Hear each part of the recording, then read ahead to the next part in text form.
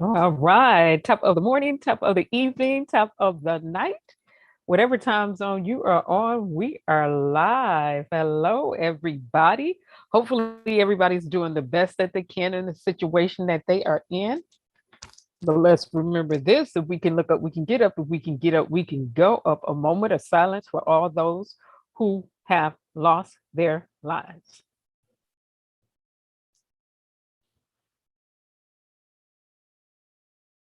All right, because 15 people earlier this morning shooting that happened at a bar. Well, it's a bar, so I guess it's to be expected because people get that alcohol and some spirits in them, and things don't always mix.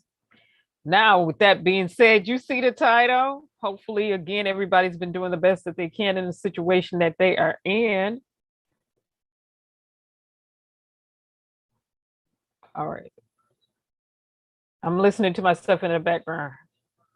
All right. Sound like I'm in a tunnel a little bit. I don't like the tunnely sound, but I don't want to hook up a bunch of stuff.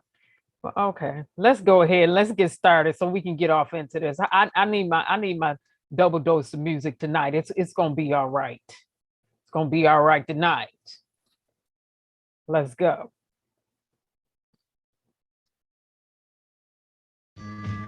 Come on. Come on. Listen, baby, ain't no mountain high, ain't no valley low, ain't no river wide enough, baby. If you need me, call me, no matter where you are, no matter how far. Don't worry, baby. Yeah. Call my name, I'll be there in a hurry. You don't have to worry, cause baby, there ain't no mountain high enough, ain't no valley low enough, ain't no river wide enough to keep me from getting to you, baby. Remember the day I set you free? I told you you could always count on me, darling. From that day on, I made a vow I'll be there when you want me, some way, somehow. Oh, baby, there ain't no mountain high enough, ain't no valley low enough, ain't no river wide enough to keep me from getting to you, baby. Sing the song, y'all. Oh, no, darling.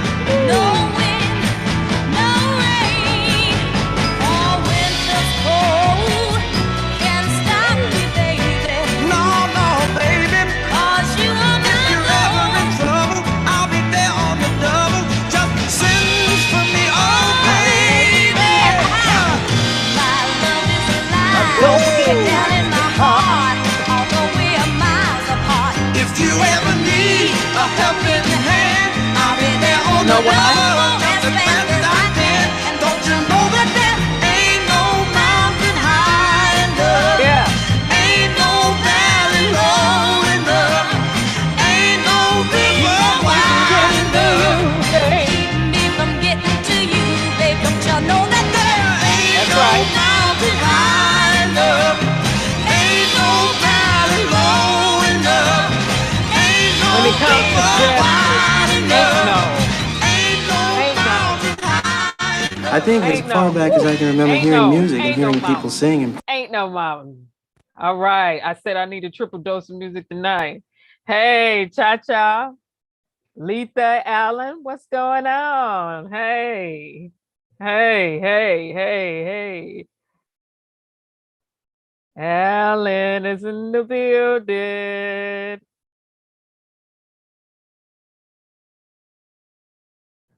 Oh, Allen.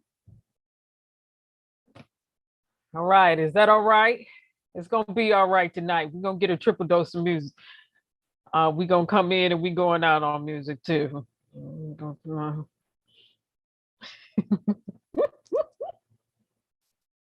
This edit is going to be something. It's going to be something. I'm not going to do like I did years ago and have YouTube shut my live stream down. And I kept on going until they shut me completely down because I kept streaming all that music. All right, let me break this down just a little bit. Is it all right? Can we bring our psyche just a little bit higher? We're gonna get off into this tonight the way we get off into this tonight.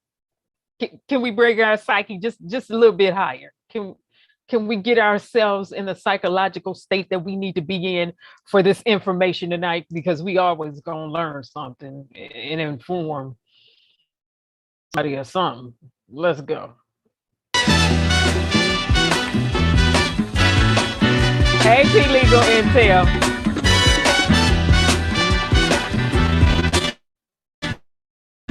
Crew is in here tonight. Hush now, child, and don't. All right. Your folks might understand you by and by. Let's go. Just move on up toward your destination. Though you may find from time to time complication. Hey! What we gonna do? We gonna move on up. We keep it moving. I feel all right tonight. Bite your lip, hey, Rick, and take the trip. Though there may be wet road ahead, come on, and you cannot slip. Just move on up. For peace you'll find into the steeple of beautiful people where there's only one kind. So hush now, child, and don't cry. And don't cry. It don't even matter if they don't Your understand. folks might understand you by and by. We keep moving on up. Move on up and keep on wishing. Remember your dream is your only scheme. So keep on pushing. All right. Y'all hear them instruments in the background. You hear them instruments in the background. Come on, make them instruments talk. Take nothing less than the supreme best. Do not obey, no people say that you can pass the test. Just move on up. All right. To a greater day. With just a little faith, if you put your mind to it, you can surely do it.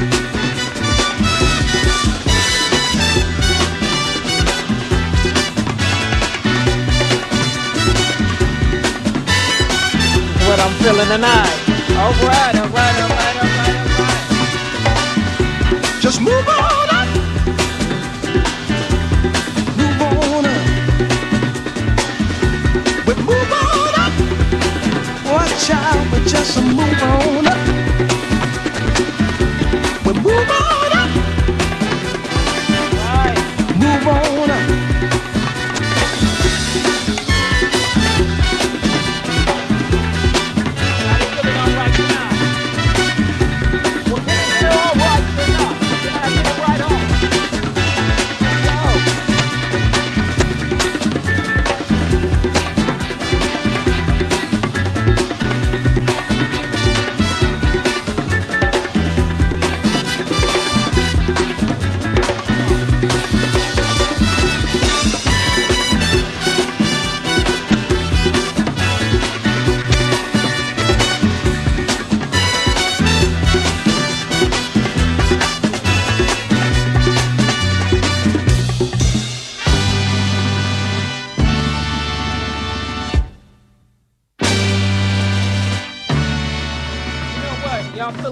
Tonight.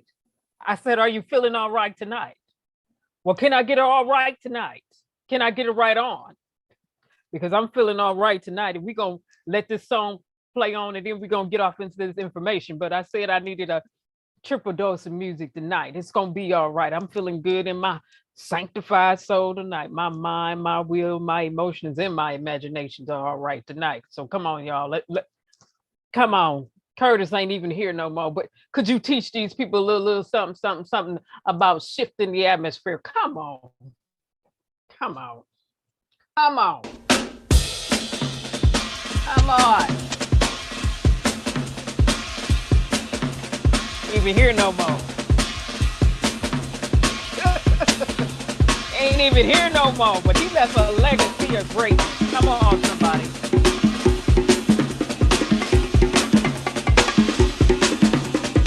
Come on. Yes.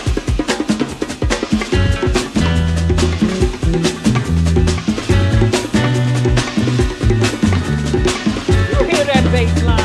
Walk that bass on down.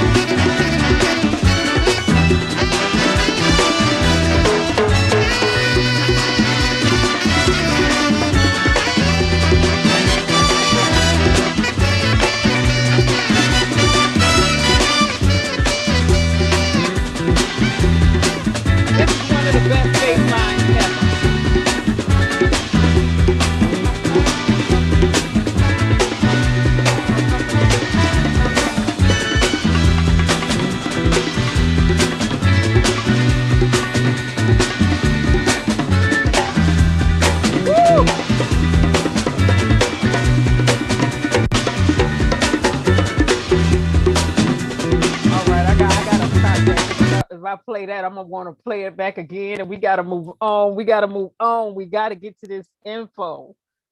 We gotta get, Lisa, I had you. I got you though. I got you. I saw the song you want us to go out on, and we will be going out on that song. But if we stay right there with Curtis, y'all know I get caught up in that move on up when they start hitting that extension and that bass line drop in, and it's just like an atmosphere shifter. And then I have to pull myself back. Pull myself back because I'll start zoning out real quick. Come on back. Come on back. Come on back.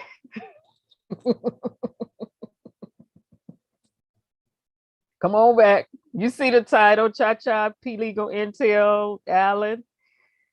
Let's go into the new subscribers. Welcome. I do music over here. I'm always gonna start with music. I used to always end with music, but I don't always end with music, but I'm gonna always start with some music. We're gonna set the atmosphere. And we like it decent and in order over here. And the way I get it decent and in order over here is by setting the atmosphere with music. All right, so let's get to the disclaimer. In accordance to the Copyright Act of the United States of America, Sections 106, 106A, 107, and the others, fair use. I have a right to use the videos, pictures, images, literature, news articles, and clipping, and the like, as this information is now a matter of public records. In accordance to the Copyright Act of the United States of America. And it's one last thing that I forgot to put in my title. So I'm gonna have to edit my title down. I'm gonna have to edit the title now.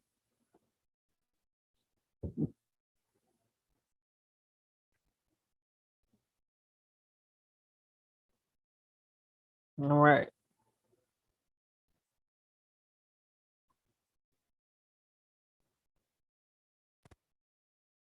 So let me do the share on this. No nonsense news. We stay actively engaged. We know we do the work. All right. We know we do the work. We be the people that do the work.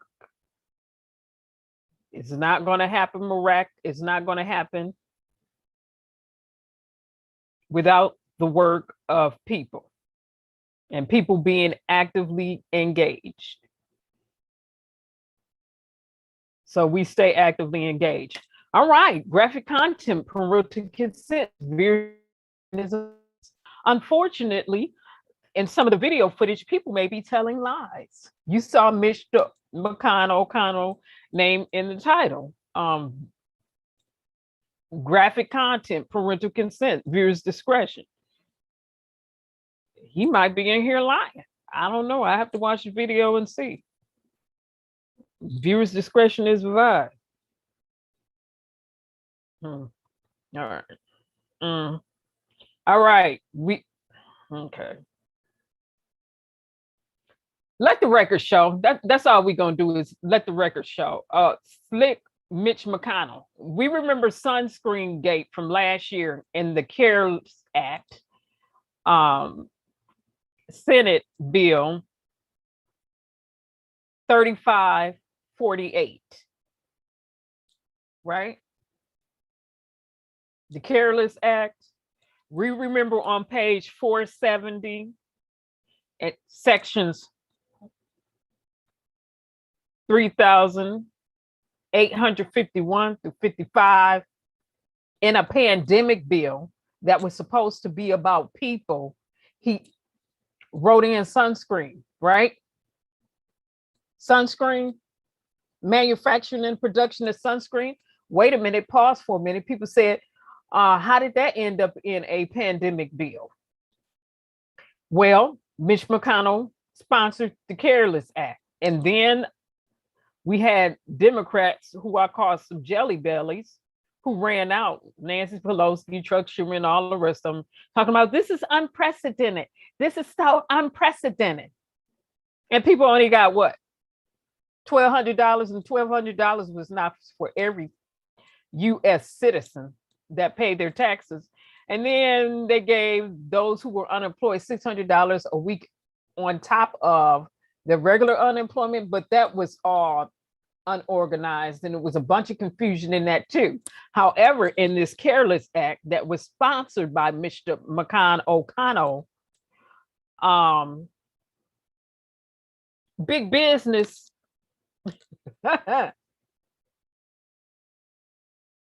and corporations got all the tax breaks and the cash and the cash. Now, why in the world? And I didn't let this go last year. We're into a new year and I'm still talking about it. Why in the world would he put the manufacturing and production of sunscreen in a CARES bill, a medical pandemic bill, a medical health crisis? Sunscreen had nothing to do, absolutely nothing to do with COVID or SARS. See, this that slick stuff that I don't like.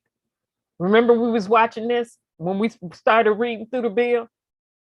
Got to page 470 and I said, sunscreen. So he wrote sunscreen in because in his state of Kentucky, you have L'Oreal. And what does L'Oreal manufacture? Sunscreen. So who was that benefiting? His state. Who was that benefiting?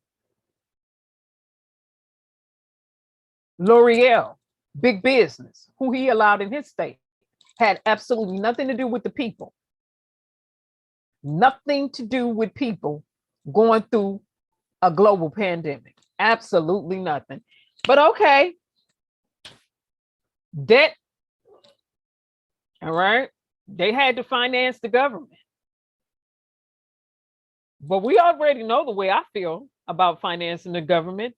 Make big corporations pay their taxes. Because remember, Amazon didn't pay any taxes in 2018. Delta Airlines didn't pay any taxes in 2018. We can go all the way down the list like we did before of 100 businesses who didn't pay taxes in 2017, 2018, 2019.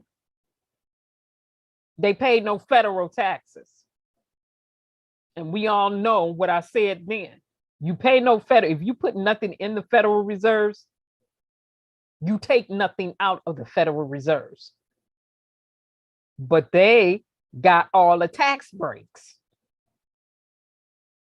Let the record show. Just let the record show.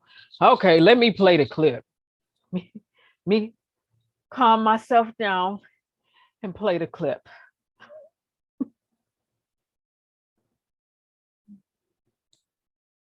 The debt limit vote happening. Overnight last night in the Senate, right?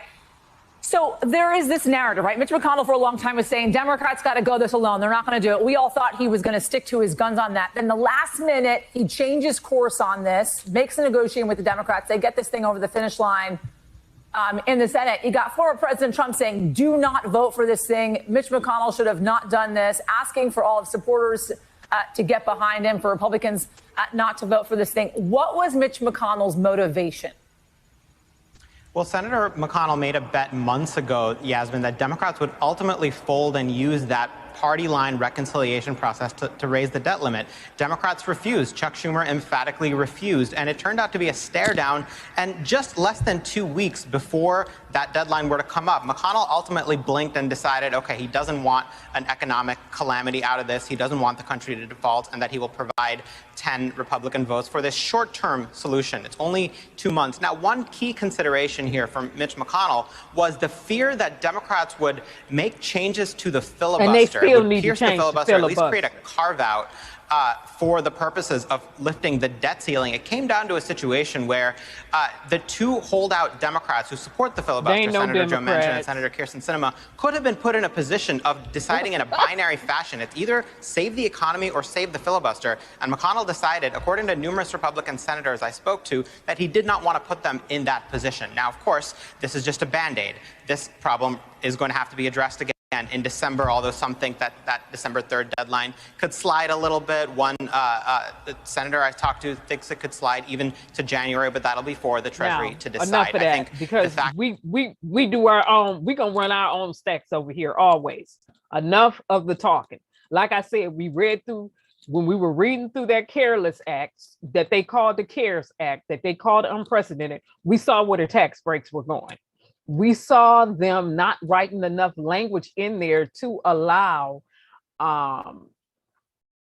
labs not to double dip, which means laboratories could be double dipping during the pandemic. We saw all that in the Careless Act. Anything that's sponsored by Mitch McConnell is a no-go area for me. You know it's going to be a bunch of pork in there for big business. Anything he puts his hands on is going to be exclusively for big business. It's not going to be about the people. That Careless Act was not for the people, was not about the people. It was about big business. Period. Now, where the money at? Where the pandemic money at? Where is it at? Everybody didn't get $1,200. Meanwhile, in Canada, they was giving their people money every month, thousands of dollars every month during the pandemic. That's the bills Kamala, Bernie Sanders, and some other senators wanted to push. What happened to that? It died for lack of support. What happened to the bills that the House of Representatives wanted to push? And I'm not talking about the Families First Act, because remember, that one was first. And then they came up with the Families First Act, dealt with people being covered during the pandemic in terms of medical. And then you turn around on the back end and you hear people getting billed for having COVID. Well, that first bill, Family First, COVID First, Families First Act was supposed to deal with that.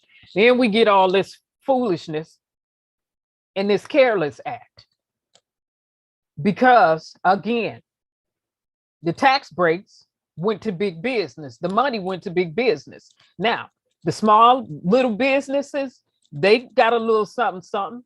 But this right here was all about big bank taking little bank. By the way, we set up and we watch banks charge billions and make billions of dollars in those fees that they were charging. Okay. Oh, we'll give you a loan, but we got to charge you a fee. Oh, you can get the PPP loan, but you know what? You got to pay this fee. We set up and watch the banks make all that money off of fees during a pandemic. Come on now. Come on. We just going to let the record show. This is foolishness. This is straight foolishness. And now they're running around screaming and hollering about close to $9 trillion in debt that they allowed Trump, who is nothing but the art of the steal. He's a master thief, is what I call him. Come in there with all that foolishness and that okie doke, like people weren't paying attention. I guess some people have amnesia. We don't. Let me keep it moving. Let me keep it moving. Where the pandemic money at? Where is it at? Where'd it go? Oh, here's where it went to. Jeff, you didn't pay you pay no federal taxes in 2017, 18, 19. Delta Airlines. It was quite a few companies and corporations who weren't paying no federal taxes for the last few years. But they got all them nice tax breaks.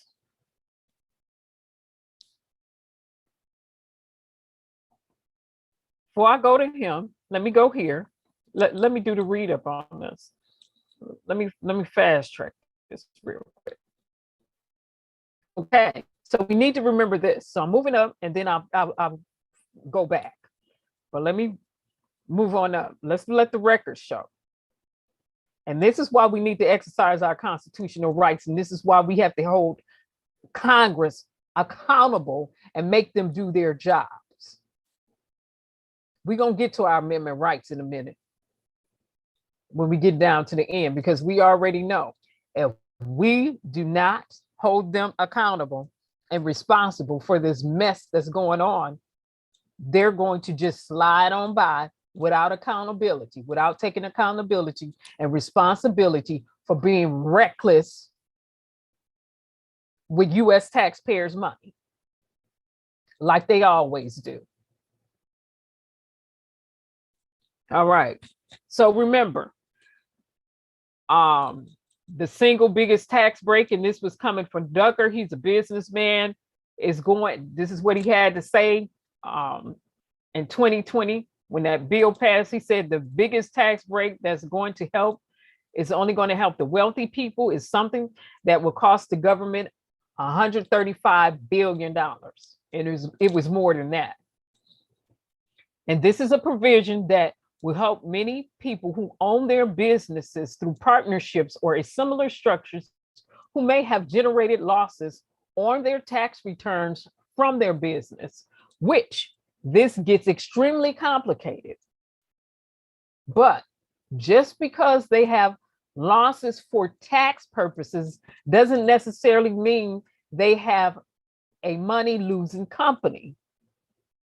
Remember, we saw all those companies file bankruptcy last year after they paid those CEOs and other top executives bonuses. They were getting $1 million bonuses, and then they turned around and was filing some type of bankruptcy after the people at the top got bonuses. Remember, we watched that? You could thank number 45 for repealing an executive order that Obama had put in place to stop them from doing that dumb stuff. He got in and repealed it.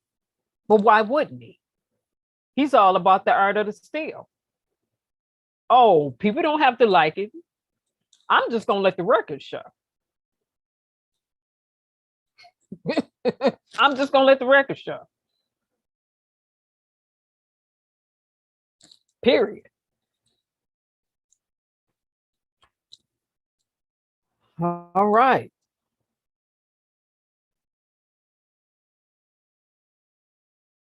They could actually potentially have a very profitable business, and many of them did. But what, you thought they weren't going to take advantage of that? They always taking advantage of something. Then in 2019, the big banks didn't even have enough money to cover their daily expenditures. That meant they were broke. That means they did not manage their finances, mismanagement of money and finances. They had to borrow from the Federal Reserves. And anytime you have to borrow as a big bank from the Federal Reserves, that means you're broke and you don't have the money to cover your daily expenditures. Not only did the big banks not have enough money in 2019 to cover their daily expenditures, they couldn't even loan to each other. So they borrowed from the feds. I wonder, did they give them trillions of dollars back to the feds before we roll over into this pandemic? Where's the pandemic money? Where is it? Who got it? We're going to get there. We already know big business got it. But I think people fall asleep on stuff while we're sitting up here playing this. Oh, the debt limit. Excuse me. If those big businesses would pay their federal taxes, if those businesses that made those trillions of dollars within the first few months of the pandemic would have got hit with at least a 30 or 40% tax rate on what they made during those months during the pandemic, we wouldn't be here having these conversations like this. Where the pandemic money at?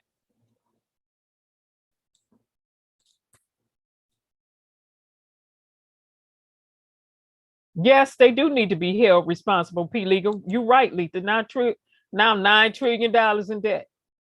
And then they're going to sit up and come up with all this. You're right, P. Legal. Lobbyists and all this other little crazy stuff. Here we go. But the provision will allow them to use those losses to offset the taxes that they might owe on, say, gains that they have in stock market separately. Now, this is a benefit that exists for Americans currently. Prior to the CARES Act, it was capped and did not benefit people who made more than $500,000. And now they have uncapped that restriction temporarily as part of the CARES Act. Remember, we read that because when President Obama administration was in there, he put a cap on it.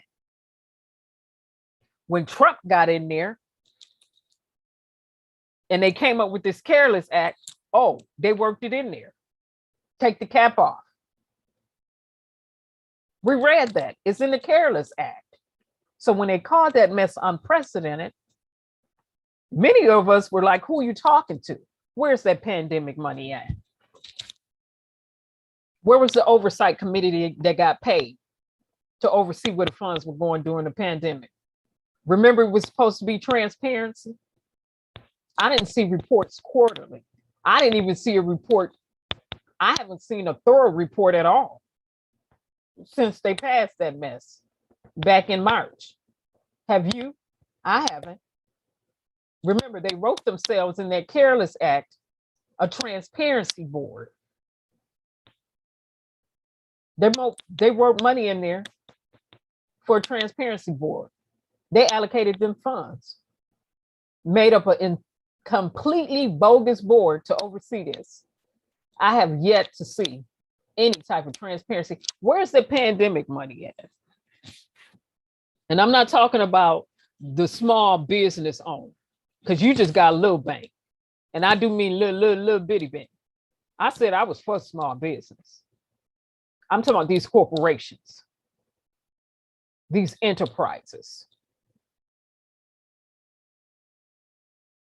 And then they play the game on the small businesses too. That mess and that foolishness they pull. Where's pandemic money at? Where is it at? Where the taxpayers' money at? Let me say it that way. Where the taxpayers' money at?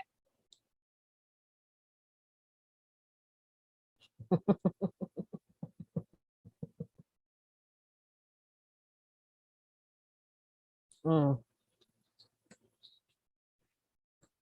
All right. And so as a result, the only people that are going to benefit from this tax change are the people who make at least $500,000 in income outside of their businesses. And just to put that in context, that is literally the top 1% of US taxpayers, or the lack thereof, because we already know how they get around and skirt around the system. Okay. You make so much money, you don't pay federal taxes no more, right? We already know that, right? Okay. So in other words, the government and the CARES Act is going to give out $135 billion in tax relief only to people that make at least $500,000, only at the top 1% of the tax. That's only top 1% of taxpayers in the country. We already knew that. Mitchconl drafted that bill. We already knew it was trash. I did. I already knew it was trash. Why Democrats ran their jelly belly selves out there talking about, oh, this is unprecedented. I said it was a stick up. I said it was a shakedown. I said it was a heist. I said they went in there and stole the US taxpayers' money. It was a stick up and gave it to big business. America has a history of doing that. By the way, where those reparations at? Don't play with me. Don't. Let me flash on back. Let me go. Where the money at? Where the pandemic money at?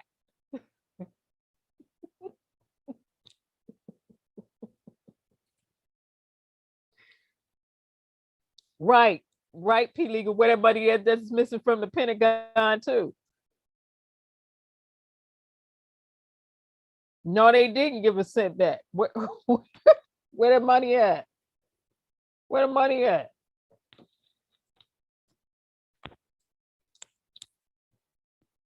Here it is. Here's where money went to.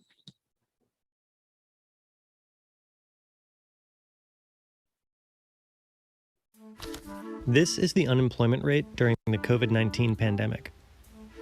And this is Amazon CEO Jeff Bezos' net worth during that same time span. From March to June 2020, Amazon founder Jeff Bezos saw his wealth rise by an estimated $48 billion. The founder of the video conferencing platform Zoom grew his nest egg by over $2.5 billion. And former Microsoft CEO Steve Ballmer's net worth increased by $15.7 billion. These kinds of examples might lead you to think that when billionaires profit during a crisis, it's just a matter of right place, right time.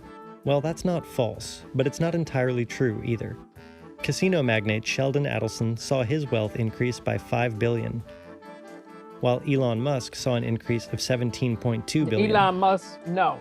When you add up the numbers, billionaires in the United States have increased their total net worth $637 billion during the COVID-19 pandemic so far. At the same time, more than 40 million Americans filed for unemployment. With tens of millions of Americans out of a paycheck and the stock market plummeting by 37% March, that's last year. How is it that the rich have continued getting richer? This isn't the first time billionaires have seen gains, while a large portion of Americans were feeling losses. When the housing bubble burst in 2007, home prices fell 21%, and roughly 3.1 million homes were foreclosed on in the United States. And let me pause for a minute because I need to flash back real quick. The reason the housing market failed in 2017 is because when George Bush Jr. had himself in the White House, what was carrying the economy was the housing market, because there was literally no job growth. Weren't any new jobs being created to the extent or degree they should have been created to sustain this economy in the United States of America. The housing market was carrying the nation.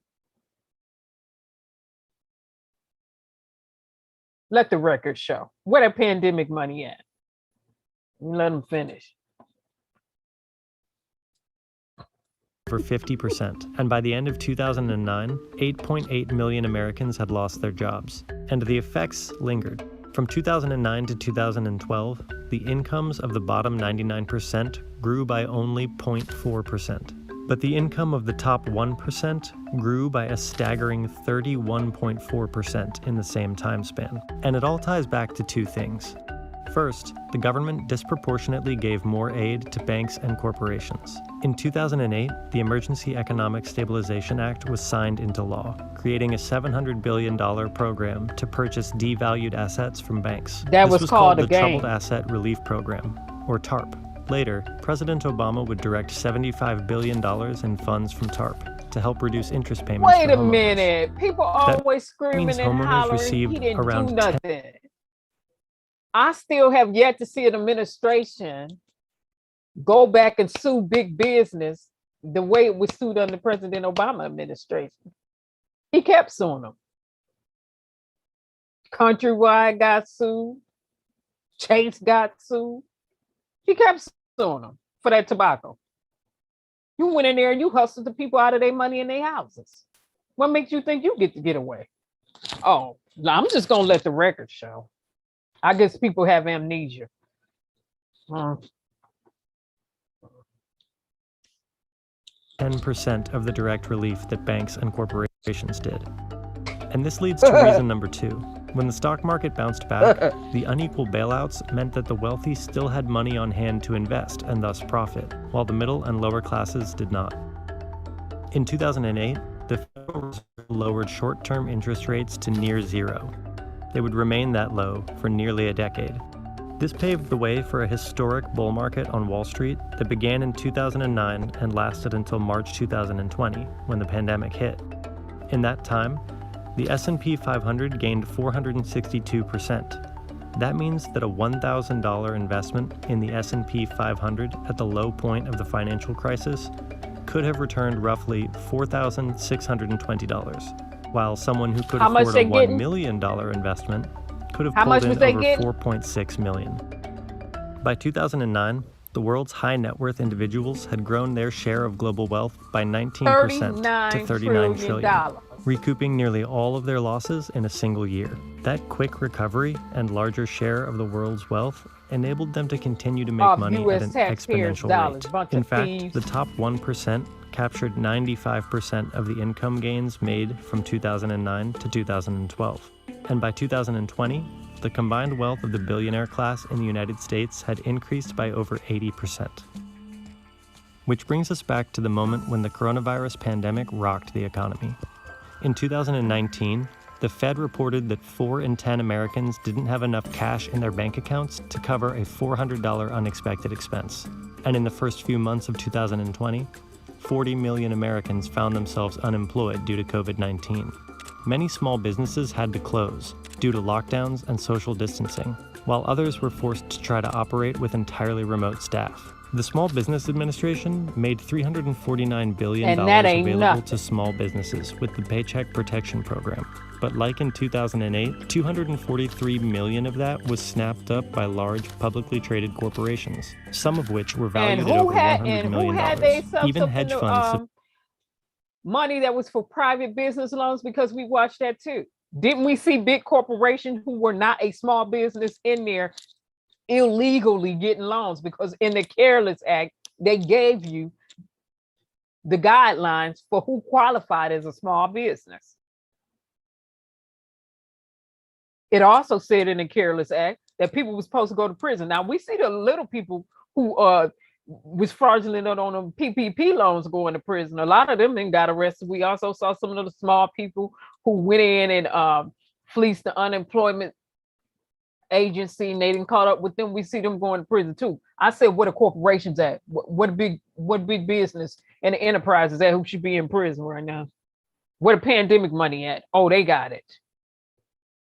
Offshores, in the stock market, in their kids' accounts, in their grandkids' accounts that they don't even have, because we watched them do that too in the Careless Act. So we wondering where their pandemic money at, and $9 trillion in debt. No, we don't have to be in debt at all. Really, we don't. It's just as simple as making big business pay federal taxes and closing the tax loopholes. Stop playing these games on the stock market too. People, they always want to vacillate and capitulate and become despondent when it comes to this. This is nonsense. This is straight foolishness. Where that pandemic money at?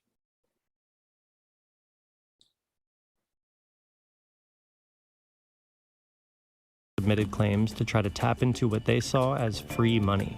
On March 16th, 2020, just 5 days after COVID-19 was declared a pandemic, the Dow suffered the worst single-day points drop in its history.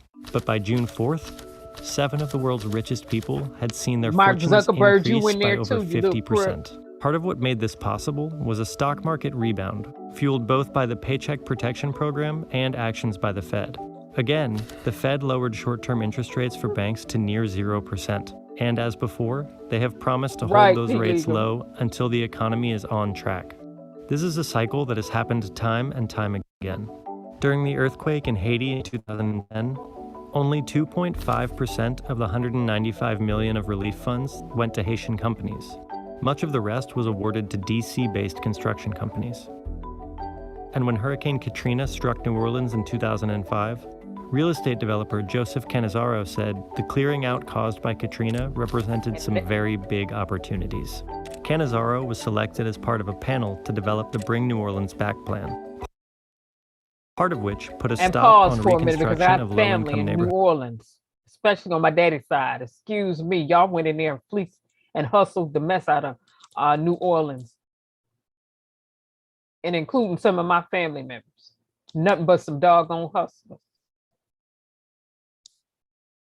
Where pandemic money at? Let me just let the record show. Until the residents returned. Of course, residents couldn't return to their destroyed homes, and many were foreclosed on, paving the way for others to buy those properties and develop them. When the time did come to rebuild New Orleans, the engineering and construction company KBR received no bid contracts from the federal government for tens of millions of dollars. KBR received $31 billion in contracts from the government between 2001 and 2010. Vice President Dick Cheney served as CEO of KBR's parent company Halliburton for the 5 years leading up to his 2 terms in office.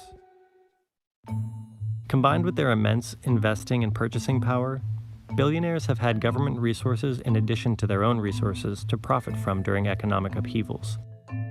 And wealth-friendly tax laws and loopholes then keep those billionaires at the top.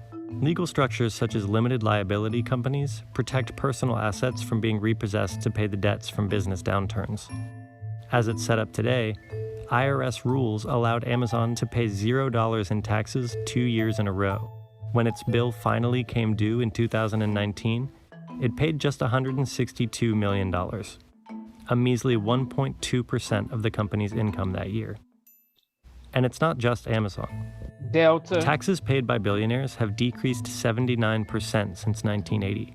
And those are just the legal avenues that the wealthy take to avoid paying taxes. In 2017, researchers estimated that about 10% of the world's GDP was stashed in offshore tax havens. A study in 2012 found that as much as $32 trillion was being held offshore by the world's wealthiest people. Where that pandemic money after reviewing all this, what can be done to help level the playing field? A recent report by the Institute for Policy Studies lays out several action items. It suggests forming a pandemic profiteering oversight committee that would go beyond the oversight of federal stimulus money. It also supports the Corporate Transparency Act, which would create stronger regulations to prevent U.S. billionaires from using shell corporations to hide their income.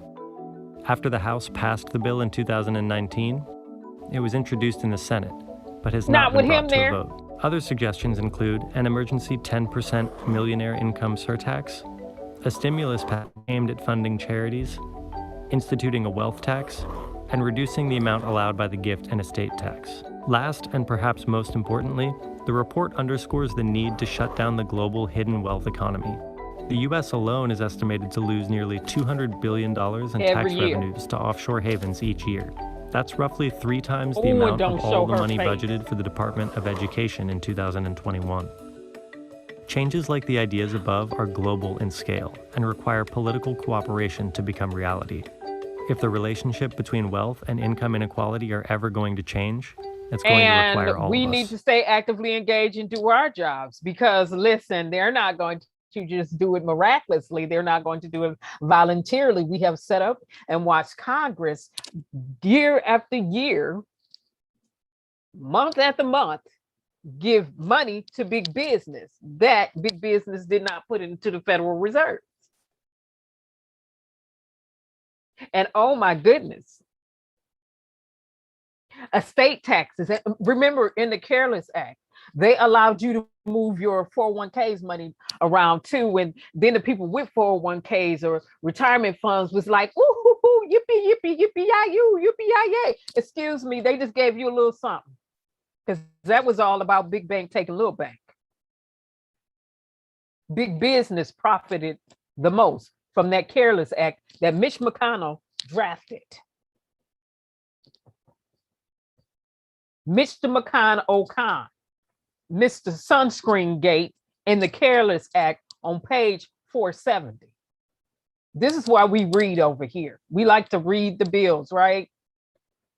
Because they always got some slick stuff somewhere. But the entire bill in the pandemic was slick. And remember, what did I say? If I was a Congress or a House of Representative, a House rep, I would have voted no. I would have been the only one voting no on that Careless Act, because it did nothing for people. It did everything for big business. You don't come out and call that mess unprecedented and big business get all the tax. Where the pandemic money at? Where the oversight committee at? Where they at? Where the oversight committee at? Y'all wrote them into the Careless Act. You wrote them in there. You wrote money in for an oversight committee. Where they at? Where's the transparency? I have yet to see that documentation. I have yet to see where all that money went. Where is the pandemic money that was written in that Careless Act in 2020, March 15th, March 14th of 2020, when the House and the Senate, when they held the vote? Where is the money at? Where's the transparency at? We set up over here and we read through the bill.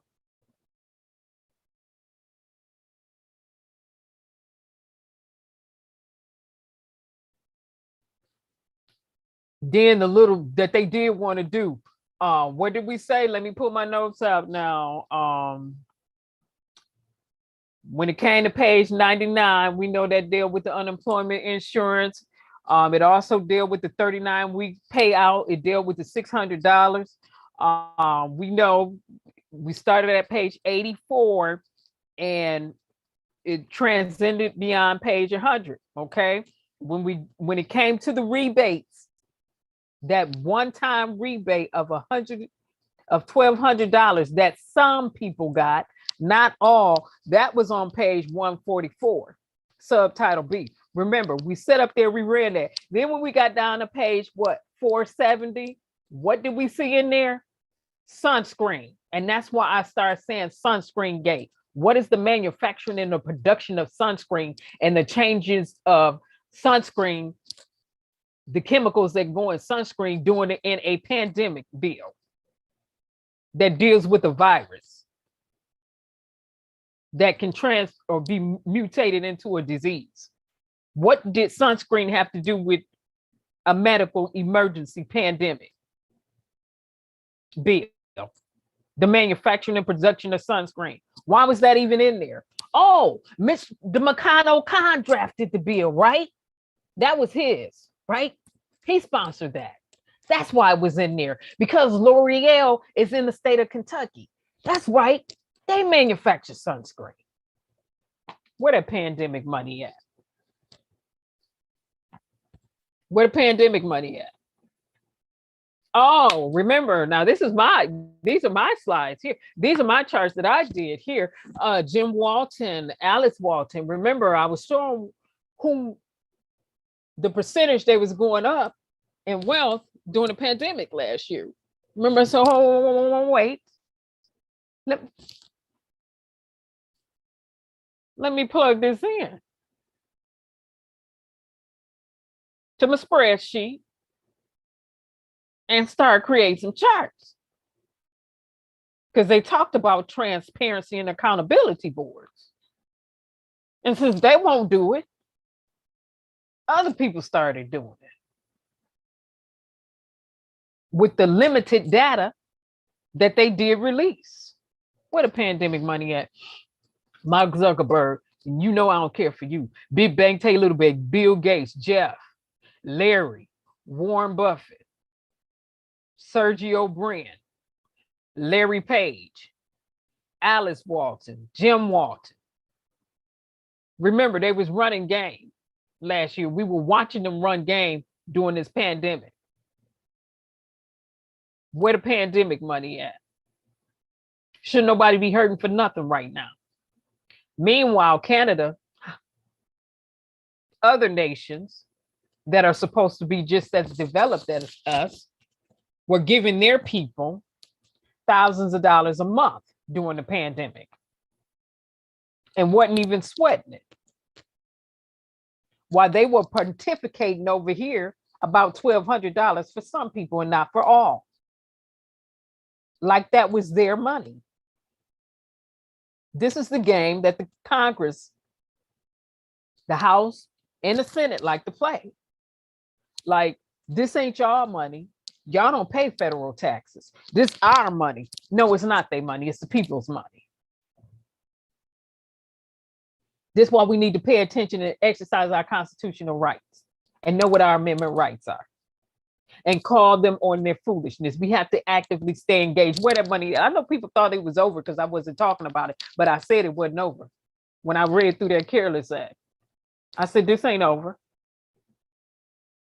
I'm back. Where the money at? And Mitch McConnell, you're number 3 as being the most taken state in the United States of America. Your state never puts in federally what it needs to put in. It takes more in taxes and in money than what it puts in. It takes more from the Federal Reserves, more from government than what it puts in. Let the record show. You're number 3. You was number 3 on the list. 1, 2, 3.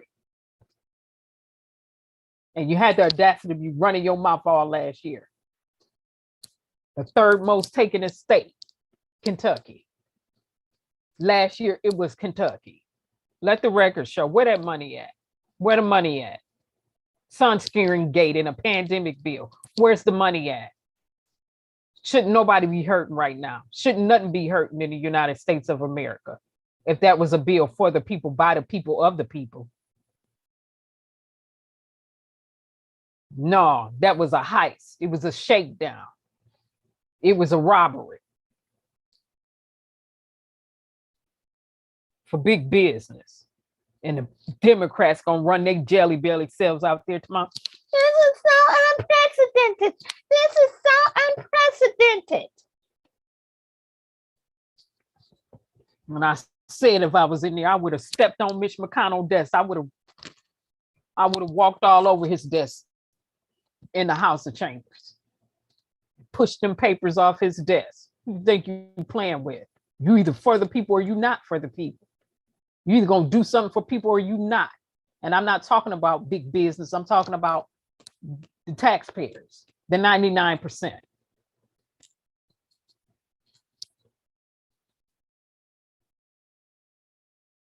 It's a psychological game they like to play. We the people know how to read.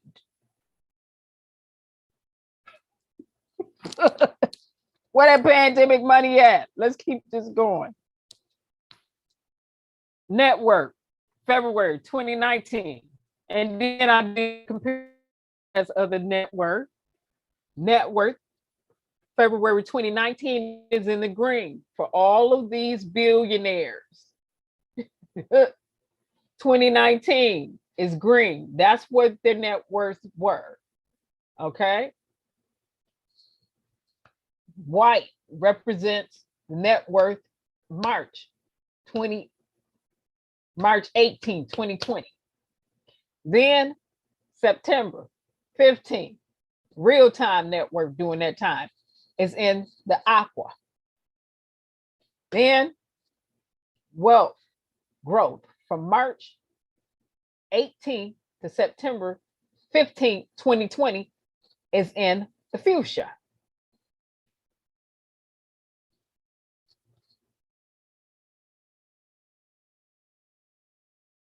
Jeff, Bill Gates, Mark, Ellen, Warren Buffett, Larry, Steve, and Steve works for Microsoft. Larry works for Microsoft, just in case y'all wondering. Larry Page, that's Google. We know that. Sergey, we know that's Google. We know that. Alice Walton, that's Walmart. We know that. Jim Walton, that's Walmart. We know that. Rob Walton, that's Walmart. We know that. And McKinsey.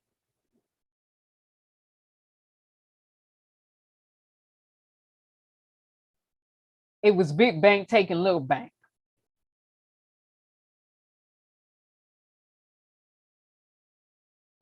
Where the pandemic money at?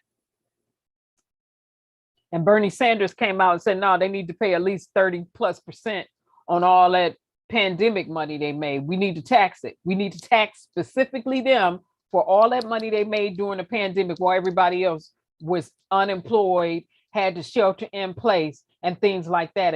And people didn't get it. And another thing that people didn't get is that the United States, other nations are suing their government. Some people over here have forgotten, and I'm going to make sure I do a video of that.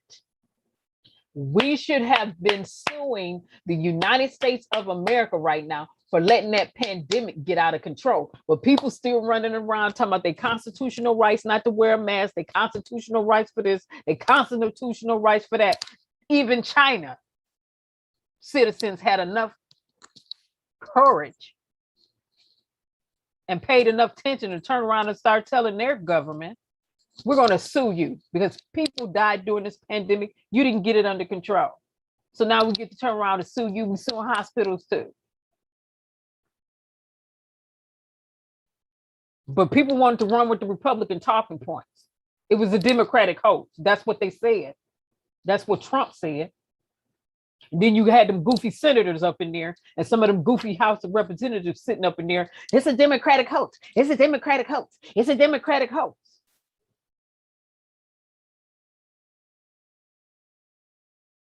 Dismantling you psychologically so they wouldn't get hit with no lawsuits. It's a game they ran. It's a psychological game they played. Where that pandemic money at? And people still, now it infested over. People still running around, vacillating and capitulating and going back and forth over wearing a mask, not wearing a mask, getting a vaccine, not getting a vaccine.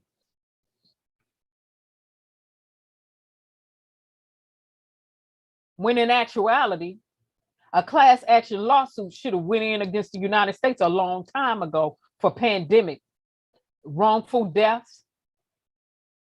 The US government job, they took the oath of office to protect us. Pandemic was a national medical emergency. They did not do their jobs. They had this information and data in advance, did nothing. Should have been lawsuits in. But no, we want to sit by and let them slick some legislation to make themselves immune from lawsuits, from wrongful deaths and loss of life during that pandemic.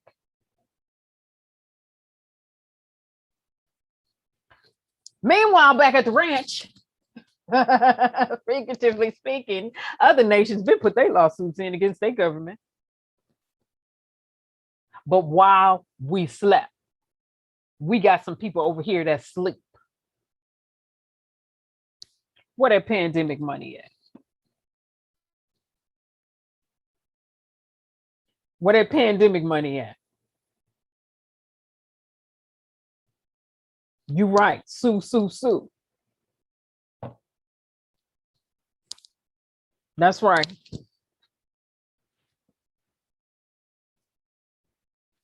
A bunch of lawsuits should have went in under before Trump administration got out of there. Sure should have. Anytime you dismantle the pandemic department, the Department for Oversight for overseeing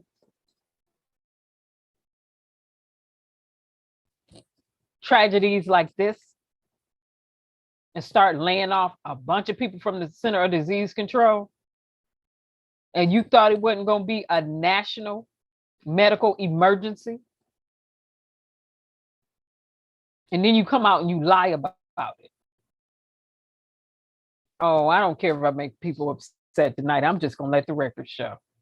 The rich got richer off a tax game. And then we didn't have, as US citizens, some of us didn't have enough sense to turn around and sue the government for that mess, for that pandemic.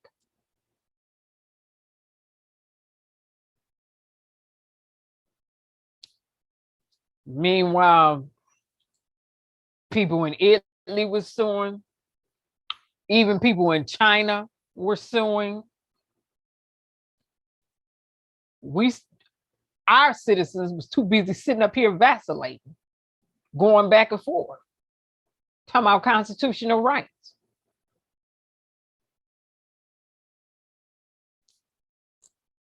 We're going to get to the amendment rights instead of holding government responsible for that mess that they allowed, that they could have gotten a handle on, that they did not.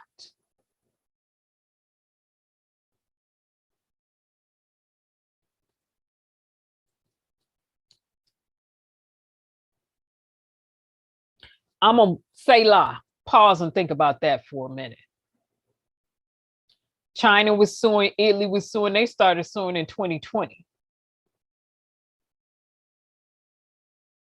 We still have people running around over here talking about constitutional rights, not wanting to wear masks, not wanting to get vaccinated, and that's fine if you don't want to get vaccinated.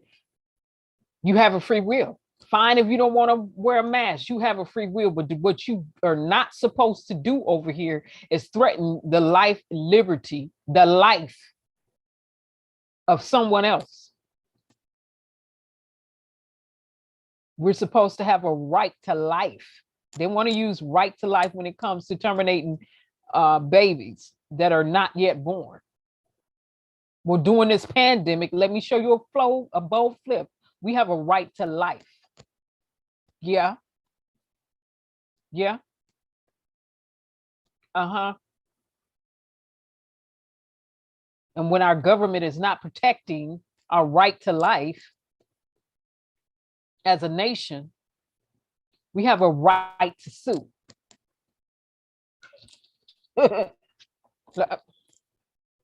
Okay, we read this early. We talking about our rights. Where that pandemic money at? Let's let the record show. Let's get to our rights. Because we always have to go over this periodically. And I have in there, remember section 230. That deals with immunity for the Communication Decencies Act. So big tech companies and internet service provider don't get sued. Now, that's what they've been talking about since one of the whistleblowers for Facebook was up there talking, and some people just think it's something else and they don't even have a clue. And all our understanding, we're going to get an understanding today. Right. That's right, P Legal. All the money, taxpayers' money back from all the administrations that fail to protect people. And that includes suing your governors. While they trying to moonwalk out of this. The governors who wouldn't mitigate last year, who wouldn't help mitigate. Governor DeSantis of Florida, he definitely need to be sued. State of Florida should have been sued a long time ago by residents. But you all need to stop running around and get your heads out the cloud in the sand and use your amygdala to process this information the way it should be processed.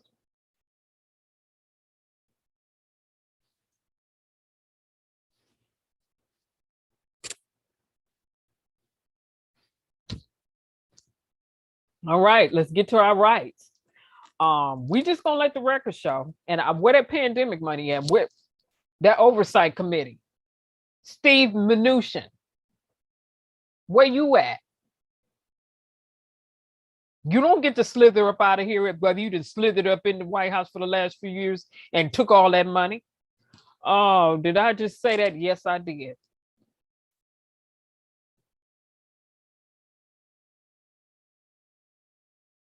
Oh, see, some people, oh,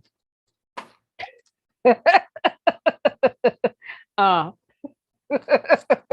wow. Oh, wow. All right, let's get to our amendment. Let's get to our amendment rights. This is why we have to actively stay engaged. We got some other stuff to talk about too. What does the First Amendment say? Nearly half of those surveyed a few years ago. This was a survey from a few years ago. What was it, 2017 or 2018? Either 2017 or 2018.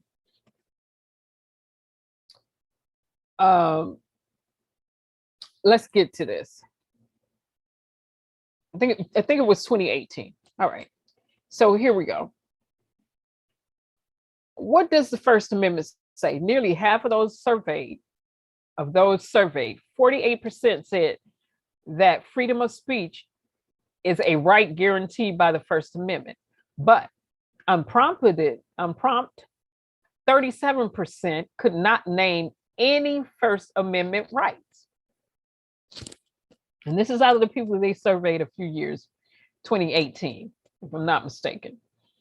And far fewer people could name the First Amendment rights. 15% of the respondents says freedom of religion. 14% said freedom of press. 10% say the right to assemble. And only 3% say the right to petition the government. And these are our amendment rights. Bill of Rights is what it's called, right? Bill of Rights. Bill of Rights.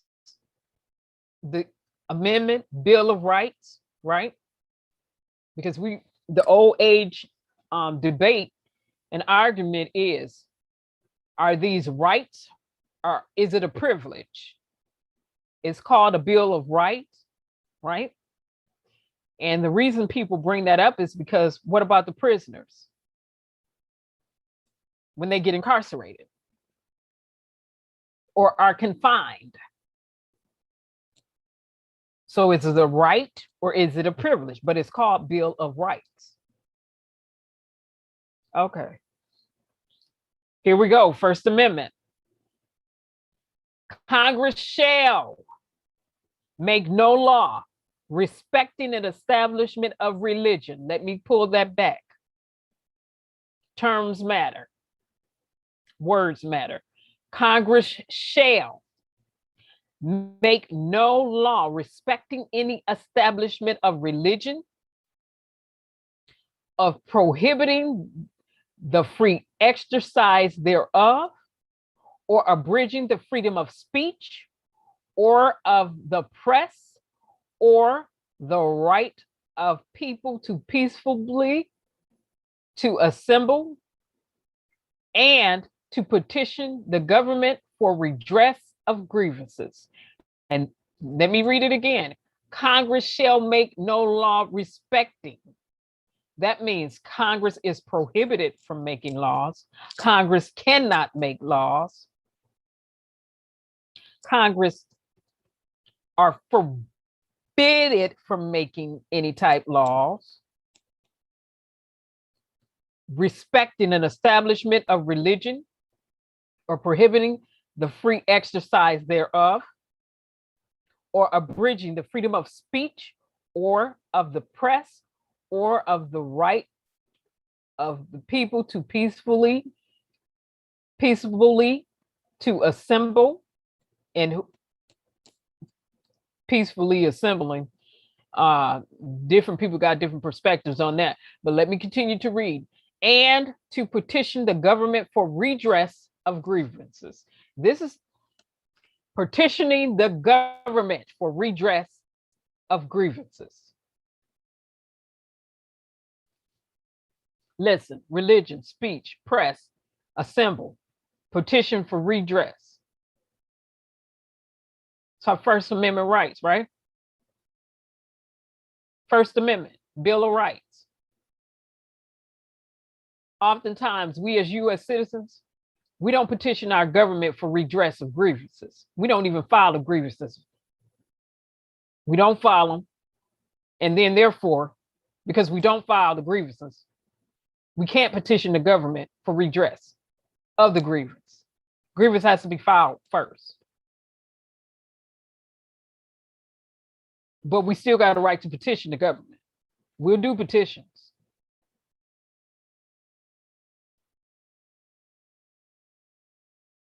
Petition is only one facet. We need to start filing grievances. We could have did that during the pandemic, but we had too many people running around, especially in my state of Michigan, down there at the Capitol with their guns, which is their Second Amendment right. They do have a right to carry guns, to bear arms, talking about this was worse than slavery because they had to shelter at home and help mitigate, which is an insult and a slap across my richly melanated face.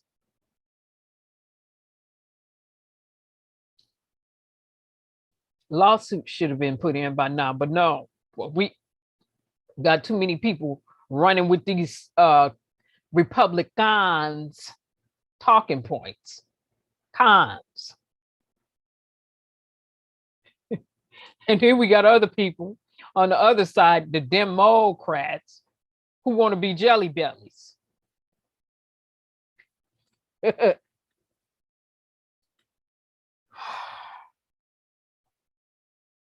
All right. That's right, P. Legal. Oh my, I was in here tonight. And hey to the people in the bushes, how y'all doing? How y'all doing? Let me turn my device back around. How y'all doing, bush people?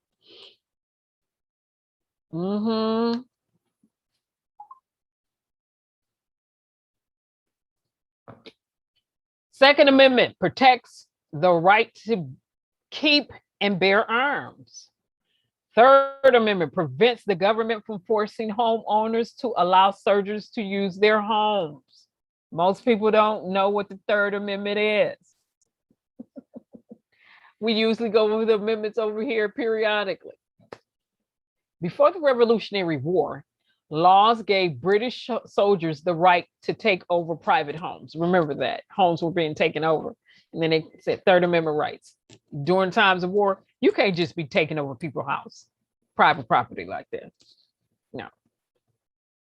Fourth Amendment bars the government from unreasonable search and seizures of individuals or their private property. Remember, the program, the PRISM, the illegal collection of data, of our private data from our US government.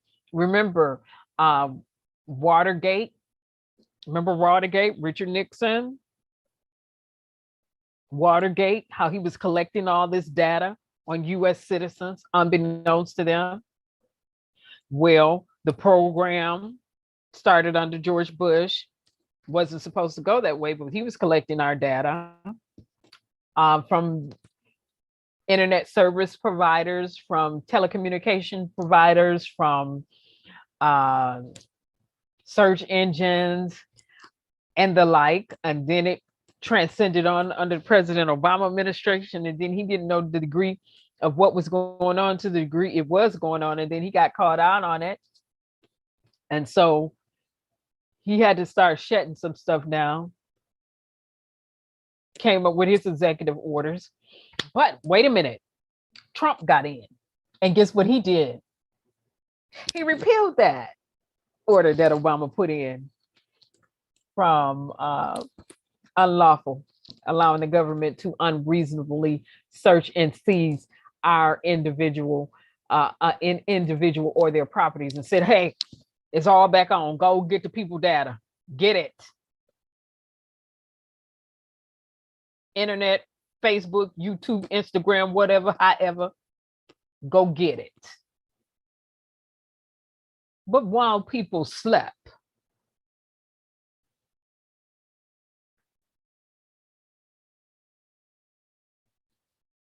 it's our Fourth Amendment right.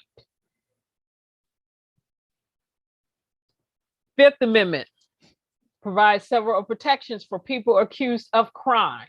And this is where I'm going to end up on tonight. We're going to talk about some crimes. Fifth Amendment provides several protections for people accused of crimes. It states that serious criminal charges must be started by a grand jury. A person cannot, according to the Fifth Amendment, be tried twice for the same offense. That's double jeopardy. Let me say it again. Fifth Amendment right.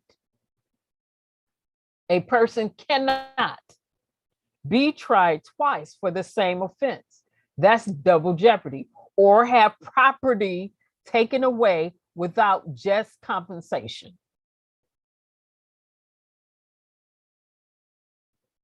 People have the right against self-incriminating.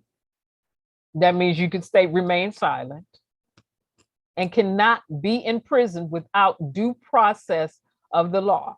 That means we have a right to a fair trial and fair trial procedures. But they always want to violate our constitutional rights all the time. We see them violating people all the time.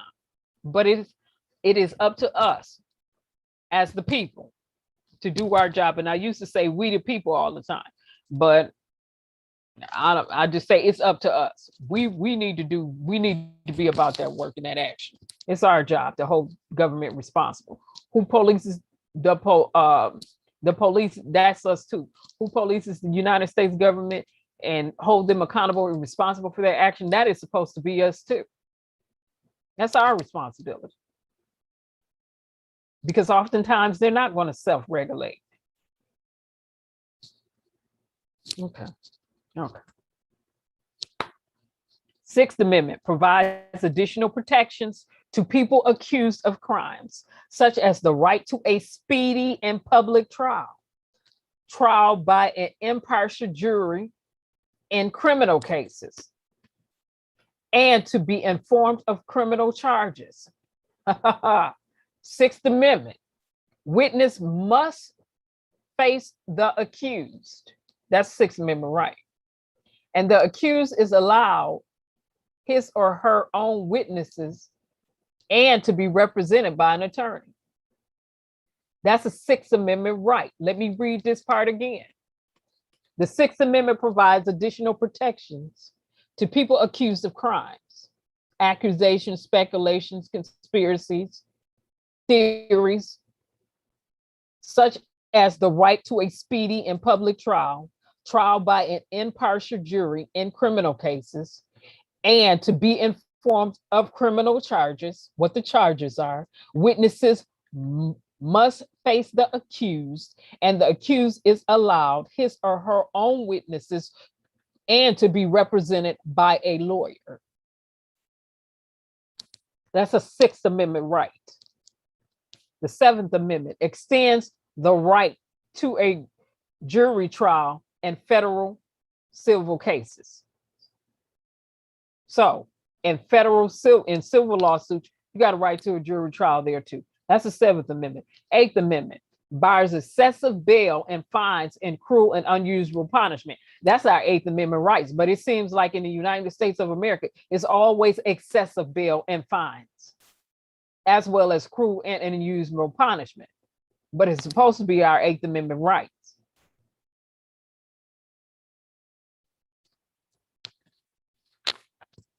This is why it's important that we comprehend, understand, and read through the Constitution.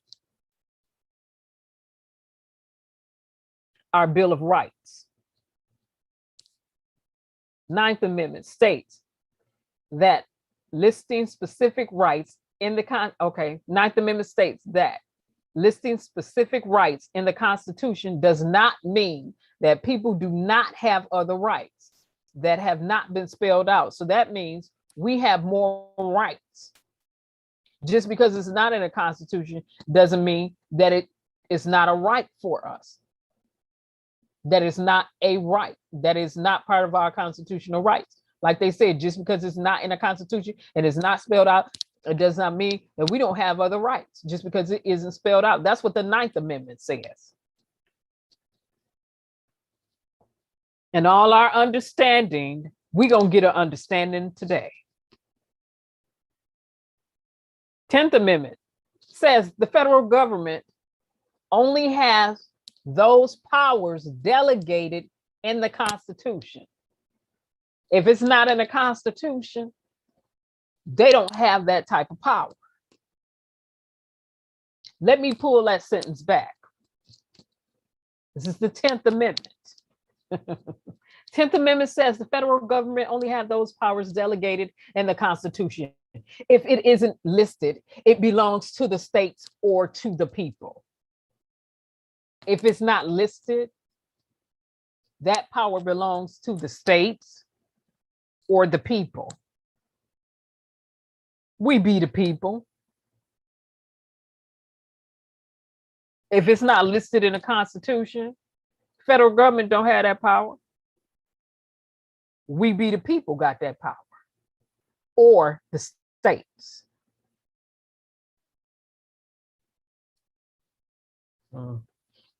Let the record show. Let the record show.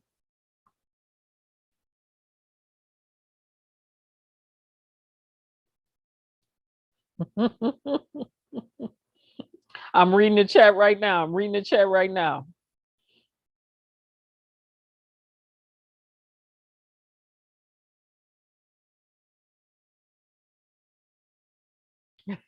You in Florida right now, P. Legal? Okay, P. Legal. You in Florida. All right. No protection by the First Amendment and therefore may be restricted, includes obscenity, fraud, child porn, speech integral and illegal conduct, speech that incites imminent lawless action. Right, P. Legal, I just didn't read it all the way through. I'm only reading the highlights of the amendment. I didn't go into all the different sections under here. Right. Freedom of speech does not mean you have the right to say anything anywhere that you want to say. If your free speech is threatening another, you don't have a right to threaten another person's or threaten body harms on another person. We don't have the right to do that. The Constitution doesn't give you the right to threaten another person. We don't have a right to do that.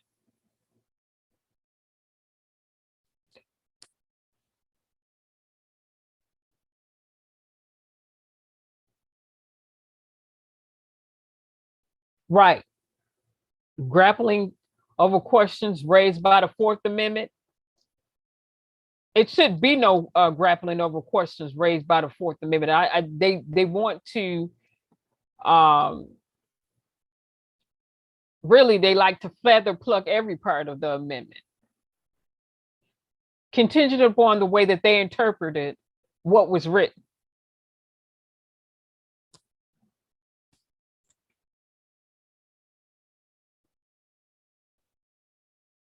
Well, P-Legal, people need to understand, when it comes to the Fifth Amendment rights, you don't have to say anything to the police. Now, I was just listening to an attorney the other day who's been practicing for over 30 years saying, listen, one thing that he tells his client is, don't say nothing to the police without me there. As a matter of fact, I have a police officer, a retired police officer, say that. Don't say nothing to the police. And he said, and I used to be a police officer. Don't ever say anything to the police officer without your attorney present. If you get in a sticky situation, let them know you're going to utilize your right to call your attorney and have your attorney present, be it physically or over the phone or however.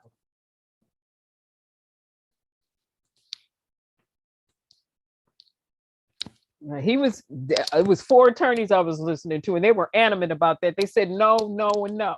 But that's not new. Attorneys have always said that.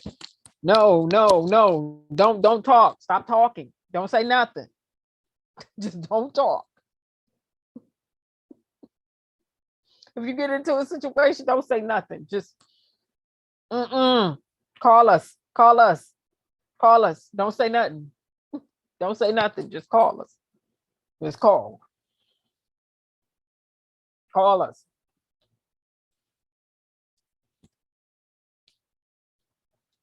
Not only that, the 8th Amendment, these excessive bail and fines and cruel and unusual punishment. Isn't that not what prison is about? Prisons for profits. Private prisons for profits, which started under Ronald Reagan, which is one of the ones I deem as a 3-headed monster, which is still no other president, under no other president has mass incarceration of African-American people happen. Still to this day, it was all under Ronald Reagan. Let the record show. And some people come out here and get it twisted. They talk about the crimes bill that was passed under Bill Clinton, co-created by Joe Biden and others, co-sponsored, co-written by Joe Biden and others. They always leave off the others' name. And then they don't have their facts and their statistics right. And then they can't even tell you that Richard Nixon, I'm deviating a little bit right now. Okay, this is my side note right now. Okay, this is my side note. Then they can't even tell you that underneath Richard Nixon, that's where the feds came in at. That came in underneath him. They can't even tell you that it was Richard Nixon that started specifying that people would go to prison for weed. They can't even tell you that. They can't tell you that he did that. That happened under his administration. They can't go there because they don't want to let the record show. Over here, we got to take the good, the bad, and the ugly. We know over here, we're taking the good, the bad, and the ugly. We're looking at everything. Good, bad, and ugly. And we're not giving anybody a pass. Good, bad, and ugly. Right, wrong, and different. They can't even tell you that. Then they also don't mention the fact that Jimmy Carter did release African-American people when he was president. They don't look at that. Then you get people out here running around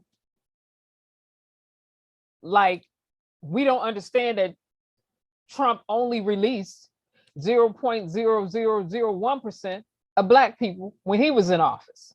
Let the record show. We do data and statistics over here for real. Oh, this is my side note right now. Some people may be a little bit upset.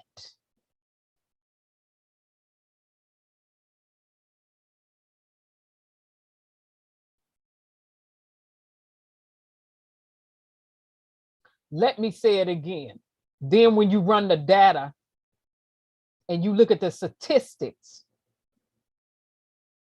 and they talk about pardons given by Donald Trump, they act as though we don't know how to read and comprehend.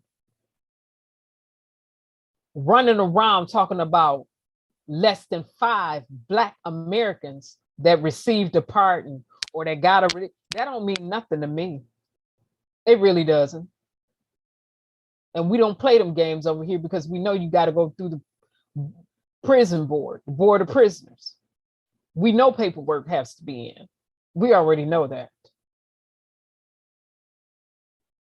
And we also know under here that those camps they want to call them camps that were created under Donald Trump were nothing but prisons. 40 private prisons for profit. How many did he allow? Roughly 40. And then I get people running around talking about all this prison reform that Trump administration did. No, they did not. And why would they? Jeff Sessions was his Department of Justice head first. Jeff Sessions. We know where Jeff Sessions came from. And then he had the audacity to bring the pumpkin in there. Excuse me. He looks like a pumpkin to me wearing a wig. Bar. That's my perspective. And you trying to tell me they're going to release a bunch of black folk, black prisoners? Stop playing. Everything they did was anti-releasing of prisoners, except for when it came to those crooks.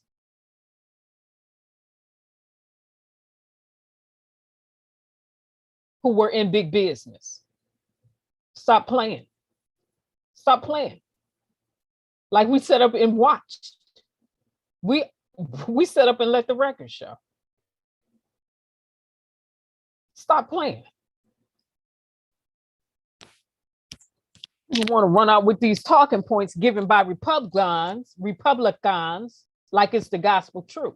And then you have people over here that's going to research and check behind everything you say. That's what we do over here. We're going to search it out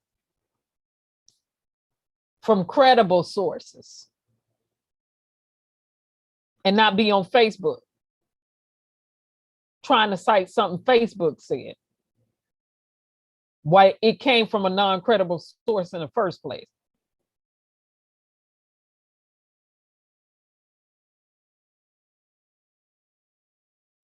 When it came from a non-credible source, that's my side note. Let me get back on focus. We talking about the amendment right now. We talking about our amendment. We talking about the amendment. We talking about constitutional rights. We talking about Bill of Rights right now. That was my side note. Let me get back on focus.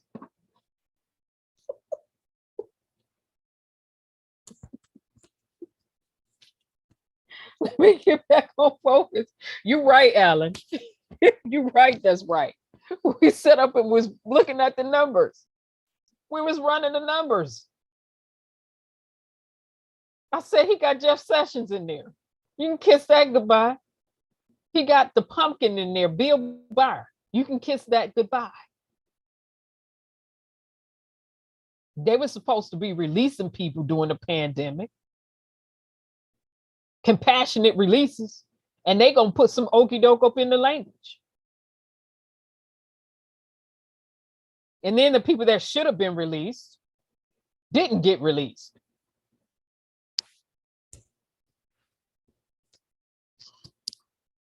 The people who were supposed to be already out of prison because they had served their time. And they should have been out during the pandemic. The pumpkin held them in there. The Board of Prisons didn't release them. We're just going to let the record show. We're just going to let the record show. We're talking about our rights. So that lets me know it is our responsibility to call them on that too. Those who have been incarcerated should be released. We need to call them on that. Those who have been incarcerated and shouldn't be incarcerated, it's our responsibility to call them on that. It's our constitutional right to do so. That's in the First Amendment. Petition the government and redress of grievances.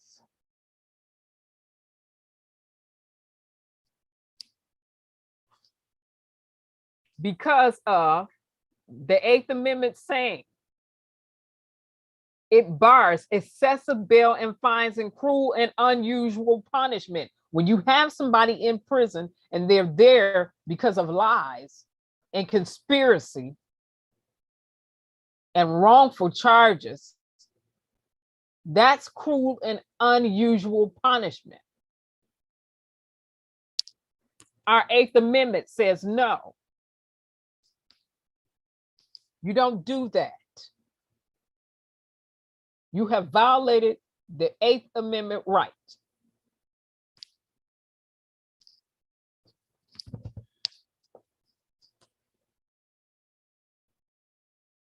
And then impartial jury.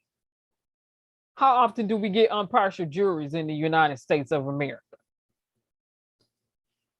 Lord have mercy. I still feel all right in my sanctified soul. Now, let me hit this again. No RICO case or Mann Act.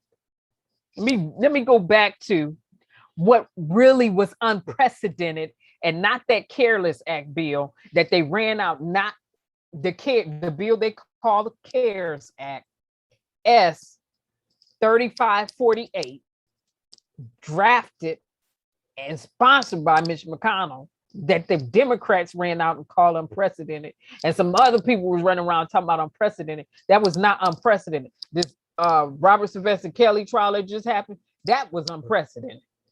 Hitting with one person with a RICO, charging one person as an enterprise, and then saying he getting charged with Mann Act, that was unprecedented. By the way, stop for a minute, because they done violated his constitutional rights too. Stop for a minute. Hold on. Hold up. Hold up. Go here. Ricky Smiley, them. And those other ones who were saying, mute R. Kelly, don't play his music. You can't do this, you can't do that. Let me tell these people something right here real quick. You don't pay no bills where I live. Never have you paid a single bill in this house where I live at, or any residence I resided at, whether it was apartment, whether it was another home. They ain't never paid no bills for me. No bills. You ain't never changed the diaper for me. Not only have they never changed the diaper or paid any bills where I reside, put any food in my refrigerator, put the clothes on my back. So what makes them think that they're going to tell me or anybody, an adult, what I can and cannot do? I have a free will. I'm going to listen to who I want to listen to. And when you mute Elvis Presley, then we can get something going. When you mute the Rolling Stones, then we can get something going. When you mute Jerry Lee Lewis, then we can get something going on. When you mute Metallica, then we can get it going on. When you mute Guns N' Roses, then we can have a conversation. That goes for you, YouTube, and anybody else. But Ricky smiling and running around talking about, I don't know why nobody even listening to them. I don't know, but you was sitting up there listening to some stuff with some men who were really underage minors, because in this trial there was none. But they so simple, they wouldn't even get the transcripts and read them. Not only are they so simple, they wouldn't even get the transcripts and read them. They so simple, they didn't even fly their behinds down there to see what was going on. They just came out running their mouths. But over here, we like to do real research. And we like to let the record show. Now that I've said that, because we're talking about our amendments right now, and like I said, they violated this man's amendment rights all type of ways. Ricky Smiley, them, and all the rest of y'all, this for you. You know I'm gonna go here. Let me zoom in on this before I do the share. One more again.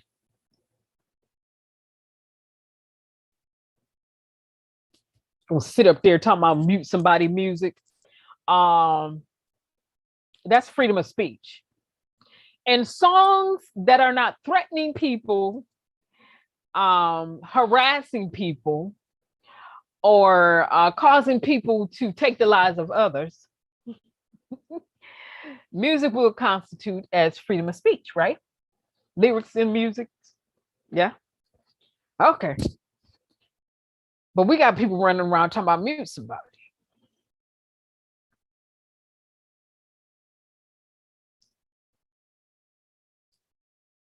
So y'all about violating people's constitutional rights, First Amendment rights. That's interesting. By the way, the same women who were running around talking about they for women, they for Black women, excuse me, last year, 4 to 5 Black women were murdered every single day. I have yet, this is another side note, I have yet to see the outrage behind that. Let me pull it back and say it again. Last year, roughly 4 to 5 Black women were murdered every single day. I have yet to hear the Me Too movement or any movement come out and say anything about that. Let me pull it back again. Some may have missed it. Triple loaded tonight. Roughly 4 to 5 Black women in America. Let me make it plain. I'm not talking about another nation. I'm talking about the United States of America were murdered. And if you know, if I'm saying 4 to 5, it was more than that every day. I haven't seen a single movement that I call the Mess Too movement come out and say a single solitary thing about that. Let the record show. Some people do entertainment and sensationalism, while others, the rest of us, do no nonsense, and we want the real data, we want the real news, we want the real statistics. Yeah. Now that's my other side note. Yeah. Yeah. And there's still over, if I say approximately 75,000 African-American females missing, then you know it's more than that too. Usually when we really run the numbers and get all the data, we're days late and dollars short.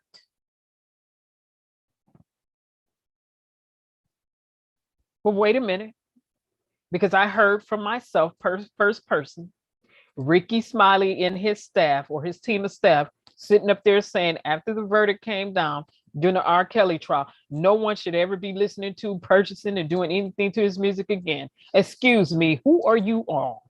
And this goes for everybody else to sit up and attempt to violate anybody's First Amendment rights. You don't pay no bills in everybody's house.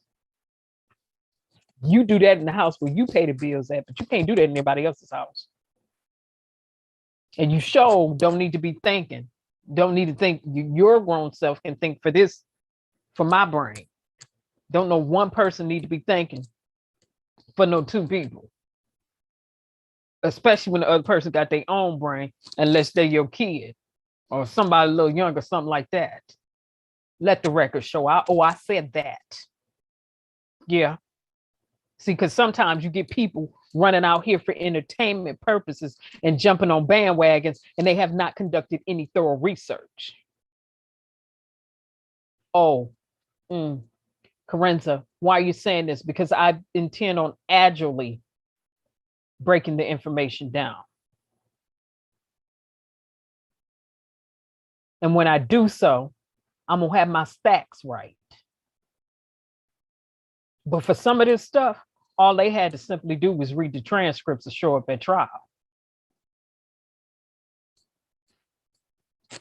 And we got people running around here cockeyed and crazy in terms of this information and what just happened at this trial.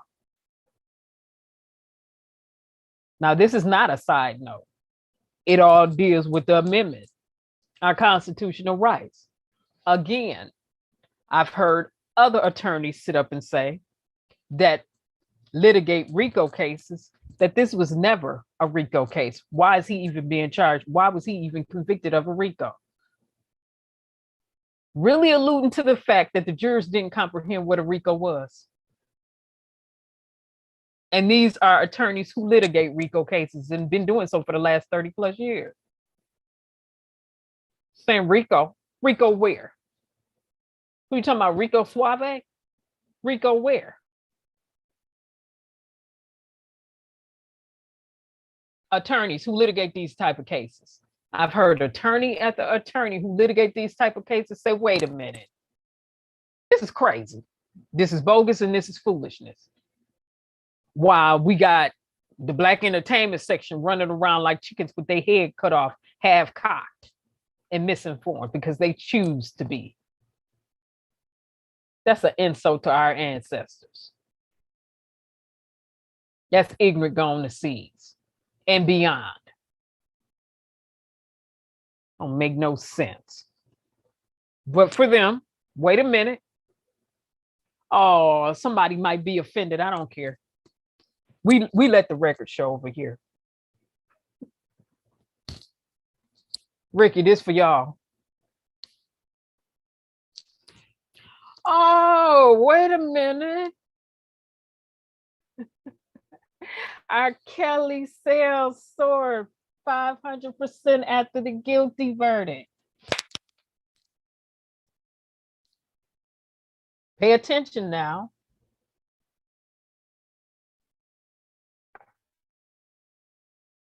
For you who attempted to take someone's First Amendment rights away.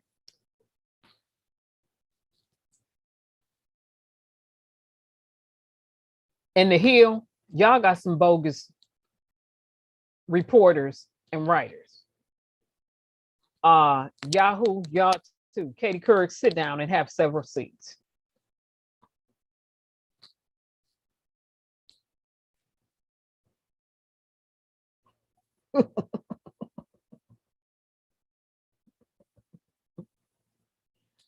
Well, looky.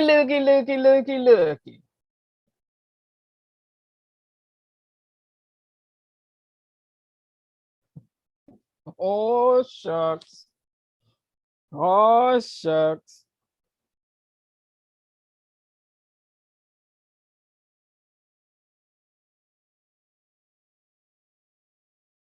That's right. We got to educate ourselves, P. Legal. Oh, shucks. Oh, man.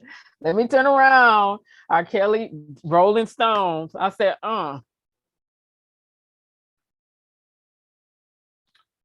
Kelly sales soared 500% after guilty verdict. Ricky Smiley and staff, what y'all got to say about that?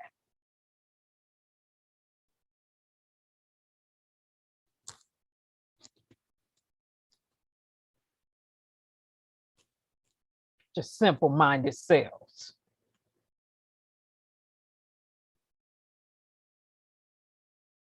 Oh, I said that. And the reason I'm calling them simple-minded because they refuse to read and increase in knowledge and get knowledge pertaining to the issues before they run out there half-cocked with their heads cut off like chickens and run their mouths like motors.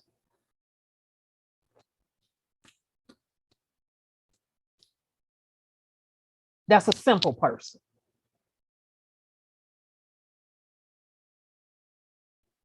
It's a reason Ida B. Wells did what she did during slavery, so she can go get the real stats and tell the real truth. Too busy caught up in entertainment and jumping on bandwagons. Nonsense, stuff that I call over here foolishness. It's a reason I got no nonsense news. I'm not with the foolishness. Okay, R. Kelly sales soared 500% after guilty verdict. The singer streams were up 22% in the week after he was convicted of racketeering, sexual exploitation of child, and kidnapping. And he didn't kidnap nobody. He ain't got to kidnap nobody. I already went over that. Anytime you got people coming to your concerts throwing underwears on the stage, you ain't have to kidnap nobody. And again, let me break this down to you. You do not have to have had the status that he had as an artist for women to throw themselves at you. You can be a man working a vision and a woman to throw themselves at you. You could be a man that they think look good and women would throw themselves at you. You can be a man that look good and don't have nothing going on, but be cut up and chiseled, and women would throw themselves at you. Let's let the record show on that.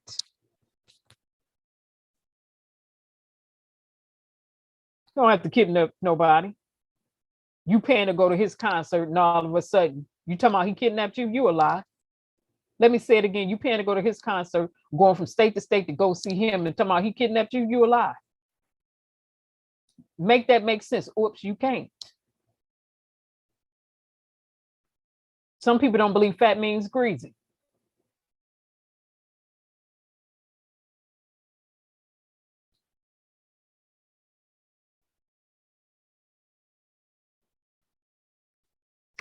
R. Kelly's fall from grace, and it's interesting that Rolling Stone would come out and talk about R. Kelly's falls from grace. Well, how about y'all talk about the Rolling Stones and all that stuff they've been doing?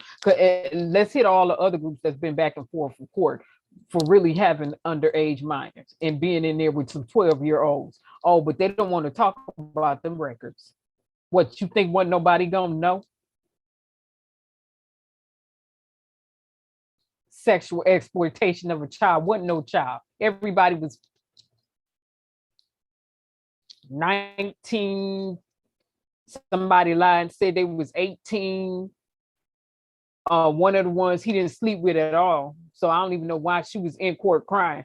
Oh, did I say that? Yes, I did. We're gonna read and let the record show. I'm not just saying stuff to be saying stuff.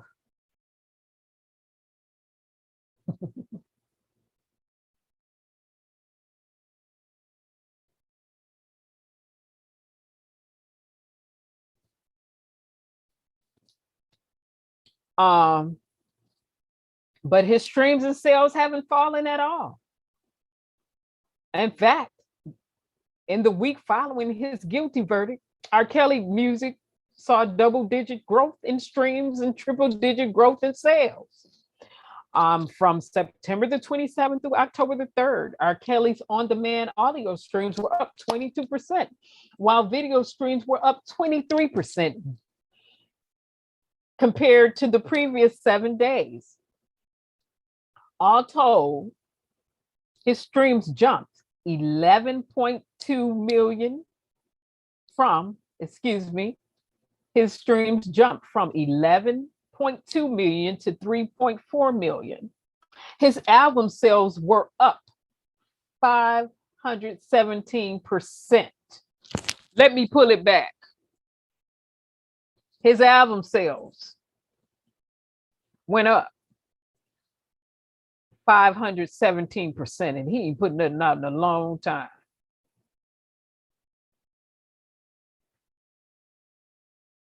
Some people believed in their constitutional rights. Some people believe in other people's First Amendment rights. Some people are not sheepish enough to jump on bandwagons. Some people know mess and foolishness when they hear it and see it.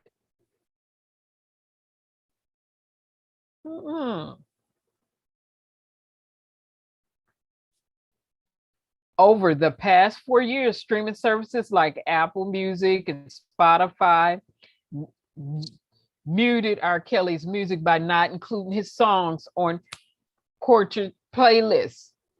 And many artists have decided to pull their R. Kelly's collaborations from streaming. Fine, because he made most of y'all anyway. Lady Gaga.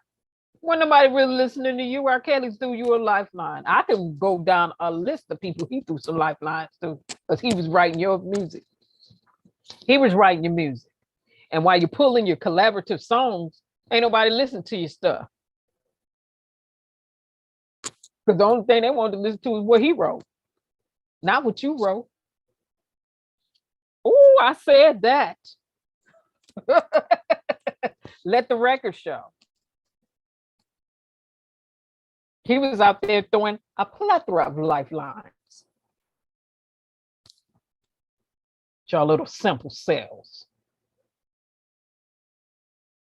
He was proven guilty based off a docuseries before he even hit court, violating his constitutional rights, his amendment rights.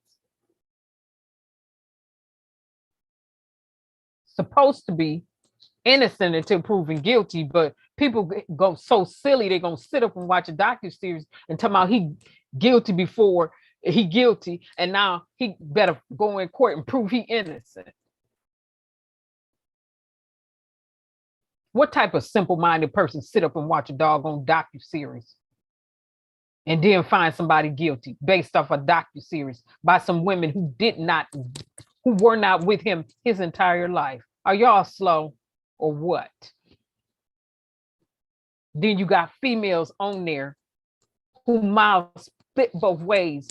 That means they can lie with records of theft and fraud. Like my father would say, if y'all don't get your heads up. All right. I ain't gonna say what he used to say because I don't use that word. But anyway, let me let me go on. Let me go on. Let me go on. Let me go on. All right. Let me go on. Collaborations from streaming like Chance the rapper. So what, Chance? Anybody think about you either? Who removes Somewhere in Paradise in January 2019.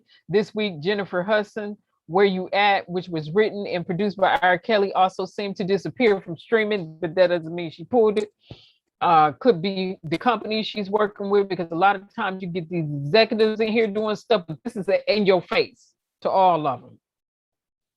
The people stuck up their middle fingers and said, this is what we feel about you right here.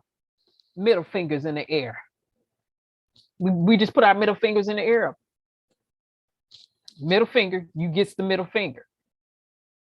You get the middle finger.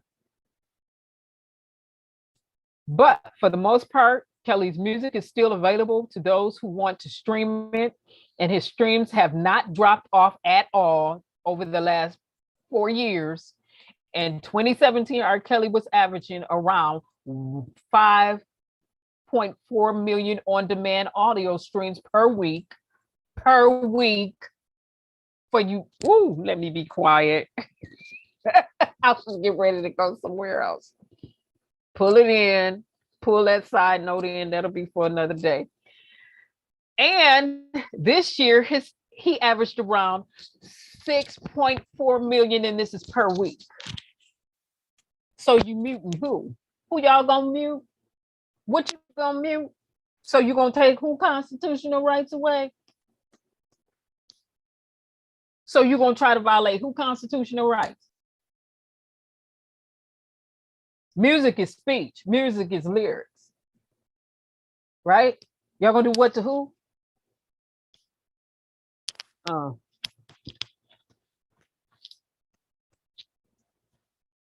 Simple-minded people who watch the simple-minded docuseries that I refuse to watch, have not seen it, will not see it. You're gonna have to show me some concrete proof. I need forensics in a lot of it. Untampered with evidence in a lot of it. Now, we move on. You don't just get to run out and say something without having real forensics to corroborate with your story. And it is at moments like these where I'm like, man, I should have went to law school, because for every female that was in there saying that they was at all these concerts and this and that, I need to see your ticket. And the little Miss Johnson one who alleged she was in Africa with him. Excuse me, you got to go through customs. Nobody showed no passport of you being over in Africa and you going through no customs. Stop lying. Shucks. I'm gonna call a lie what it is today. It's the sugarcoat nut and talking about no inconsistency when people just straight up lying. No, the devil is a lie. Let me move on. The only platform to scrub his music has been YouTube. And YouTube, y'all still making money off of him, period, because his music is still in Google. So quit playing. You took his personal YouTube channel down, but you still making money off his name, like you making money off everybody else on here who playing music. And I'm not monetized for one of these reasons right here, because I'm gonna play my music and I'm not getting ready to share my profits with you for playing other people's music. Forget it. And I'm not supposed to share no profits with no record company either, because I'm playing one of the artists who signed to their music and they don't own the rights to their music. I'm not getting ready to share nothing with y'all. Forget that. How about that? Forget that. It's to share nothing with you.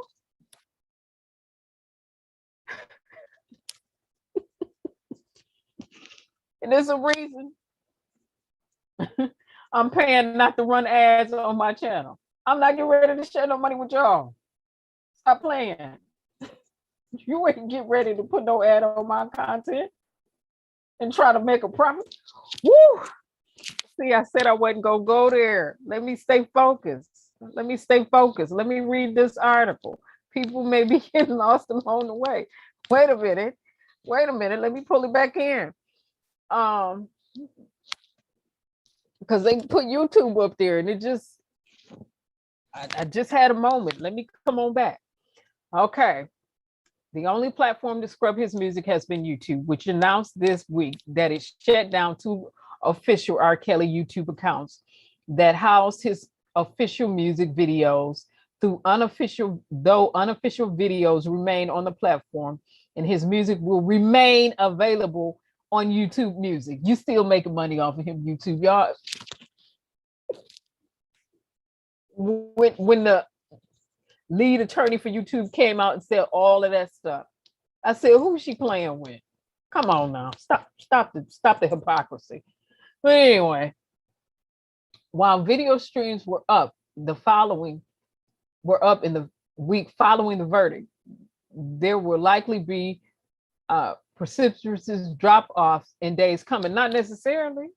Don't know music got to drop off. I guess they don't know R. Kelly was international. Beloved in Africa, beloved. Matter of fact, he was supposed to do a trip to one of those other foreign countries. One of my favorite songs written by him is Fortunate by Maxwell. Fortunate by Maxwell. R. Kelly wrote that. That's one of my favorite songs. That is number 1 on the songs that I like by Maxwell. The song that I like by singer Maxwell, he also sings, plays, artist, producer.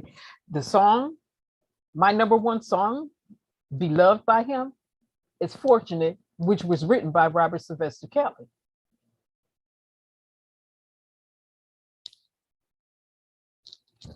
Let the record show. He wrote that song. Fortunate. Okay.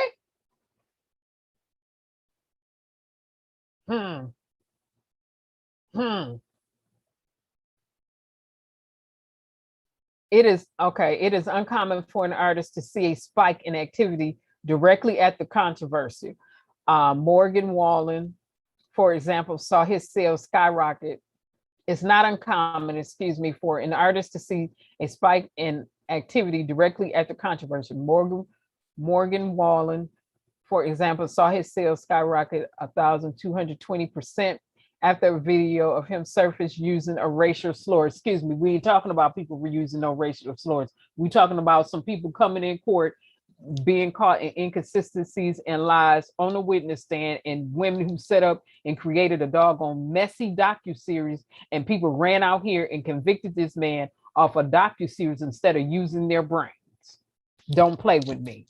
And then we talking about the government coming in here talking about that they had all this video, and then they get here with some videos that they presented that came off YouTube. Stop playing with me.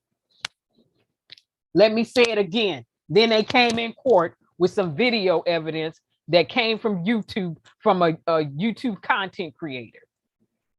But they were supposed to have all this video footage that when they got a search and seizure warrant that they collected from his house. All this electronically stored data, all this electronic evidence from his personal property coming from his home. But you get up in court and you play content from,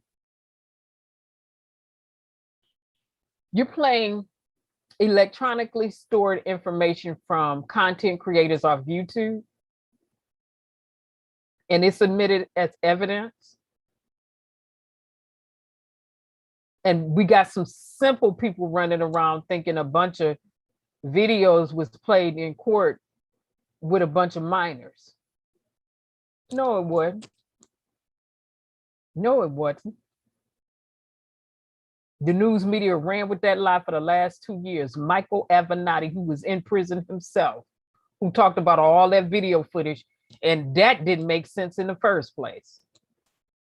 Oh, now I'm gonna roll. We talking about our First Amendment rights now. We talking about Second Amendment rights, Third Amendment rights. We talking about the Constitution now. Hold on, wait a minute. Let me straighten this out.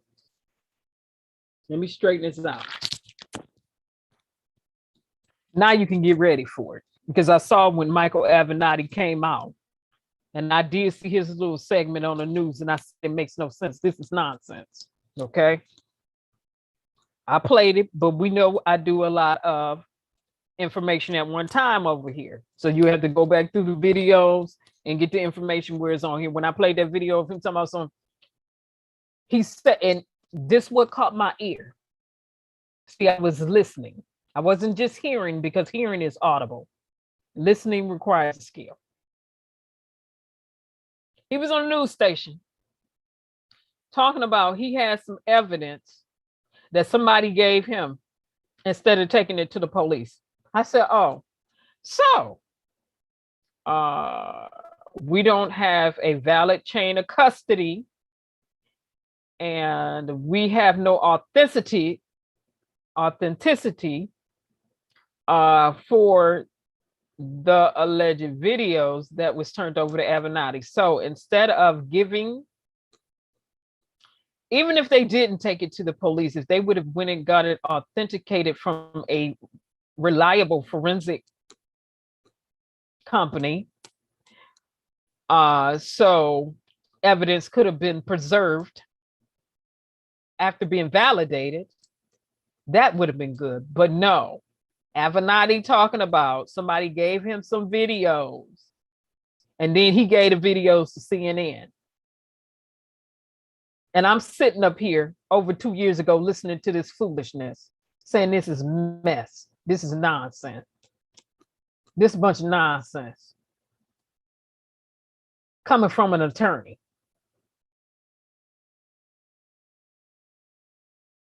That should have been an insult to anybody with good sense intelligence. So what? Did attorneys forget about chain of custodies all of a sudden? 2 years ago, did he forget about establishing a valid chain of custody?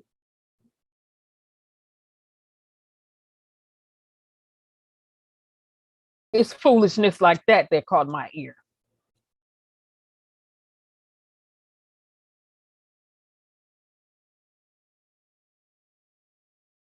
I need people to play catch up. It's foolishness like that that caught my ear. And I thought about the look I would get from my parents if I came up and said some stuff like that, even coming up as a kid or a teenager. You know, parents who didn't have to open up their mouth, they just give you that look. And you already knew what time it was. When I heard that mess, I already knew what time it was. Who you playing with?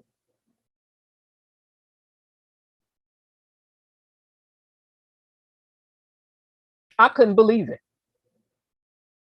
I was feeling like my dad used to be feeling when he used to be like, what happened? And he'd give you that look and be like, now tell me this story again.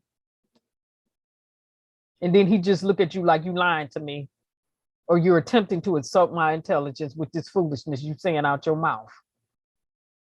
That's the way I felt when Avenatti was up there speaking. That's the way I feel when a lot of these people are out here on these YouTube channels saying a bunch of stuff. But no bet to me for the ones who thought that they would bypass R. Kelly constitutional rights and let Elvis Presley YouTube channel remain on here. YouTube, his channel is still on here. And his wife wrote a book about it.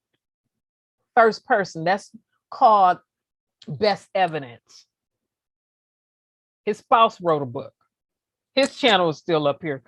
If Rolling Stones got a channel, it's still up here. If Metallica got a channel, it's still up here.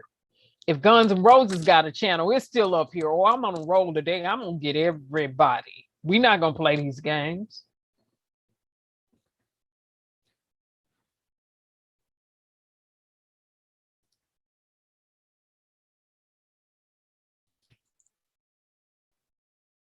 Oh, I'll wait.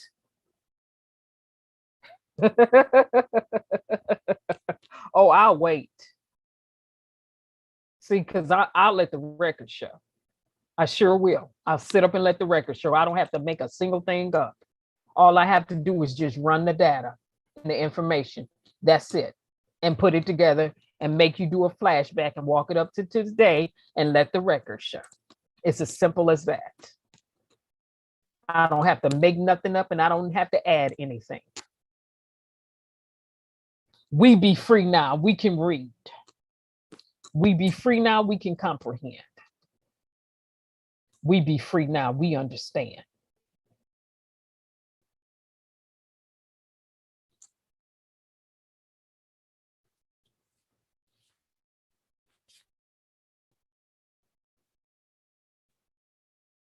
Yes, it is P Legal, the same one who starts with extortion.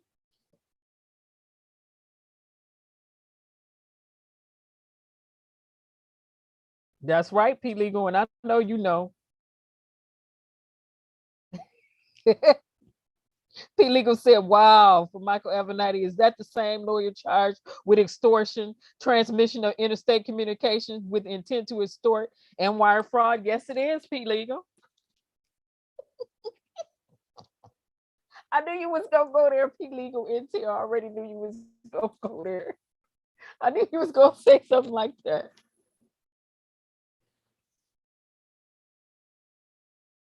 Letha talking about what kind of man was he driving. Letha, you don't have to be in a car. You don't have to be in a car. You could be on an airplane. You could be on a boat. You could be, you don't have to just get here if you can. And they're gonna get you. We read it the other day when the other attorney said, this ain't no RICO. He wrote an article about it. He litigate RICO case. He said, this ain't no RICO. A RICO where? He said, not only this not a RICO, he didn't touch on the Mann Act. He said, but if you're going to charge somebody, charge them for the crimes that they committed. Don't make up all this other stuff.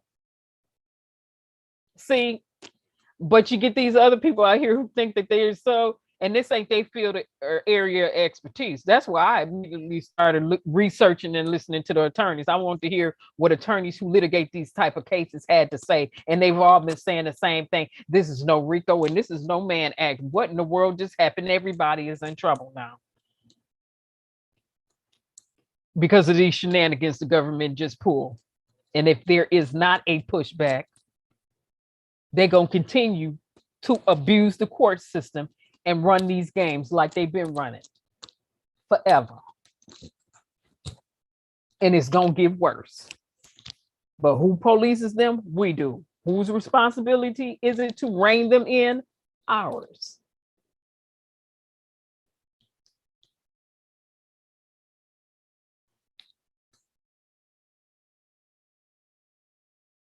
That attorney had the audacity to say that somebody gave to him.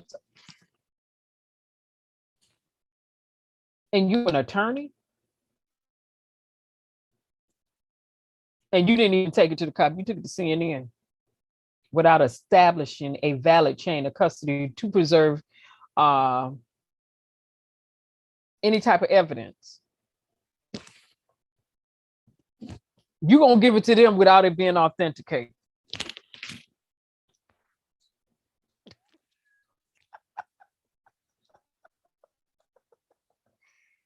That was foolishness.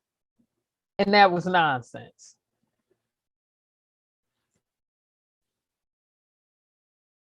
They should have took your license.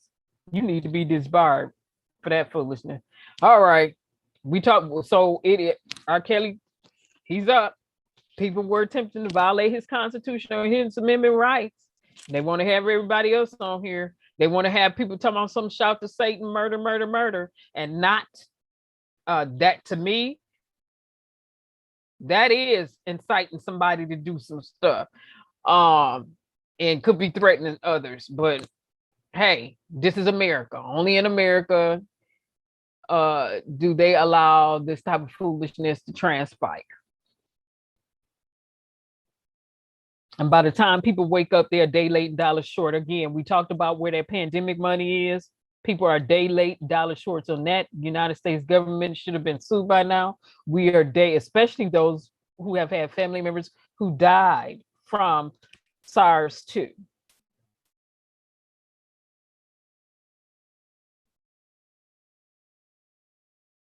Or COVID. Days late and dollar short on that. Where that money at? Oh, I forgot. All the billionaires got it. And some senators and House of Representatives. House of Reps. Oh.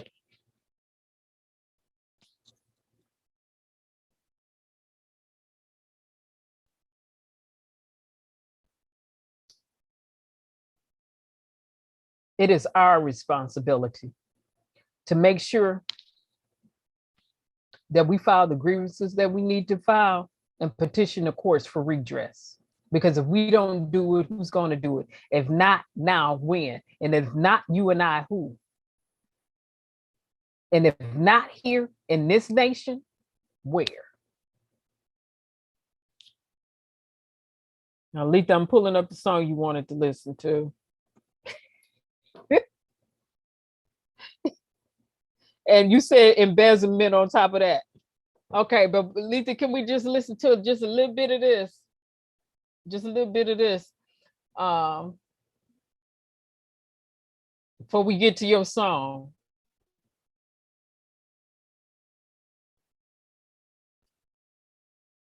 Just a little bit of this. I need to hear just a little bit of this.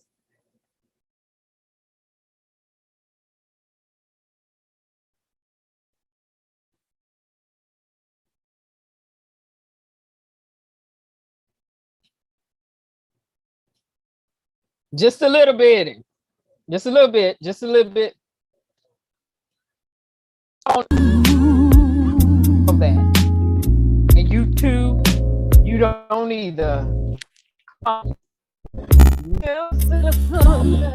Never seen a sunshine like this. Never seen the moon glow like this. Never seen the waterfalls like this.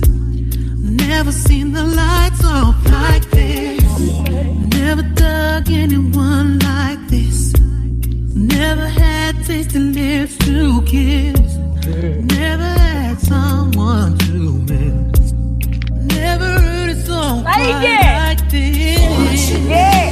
To have you, girl, I'm so glad you're in my world. Just as sure as the sky is blue, I'm blessed the day that I found you. Never had room service all night. Never took a first class flight. Never had a love affair so tight. I'm bang boy. Sing man. Never seen a winter so white. Never had words to recite. Never had a flame to ignite. I never sang a song with all my might. Fortunate to have you, girl. Okay, let me stop and get this song. We are wrapping up. I would never mute that song. I don't care who you are. Okay. If I don't see Jesus coming on a cloud for me, or the one I deem my Lord coming on a cloud for me, telling me nothing, I ain't getting ready to listen to nothing you got to say. I'm gonna say like my daddy used to say, I ain't got to do nothing but pay my taxes, stay black, and transcend off this earth. Let me say it again because some people miss it. I don't have to do nothing you say, but pay my taxes, stay black, and transcend off this earth when it's time for me to make my exodus. Now, having said that,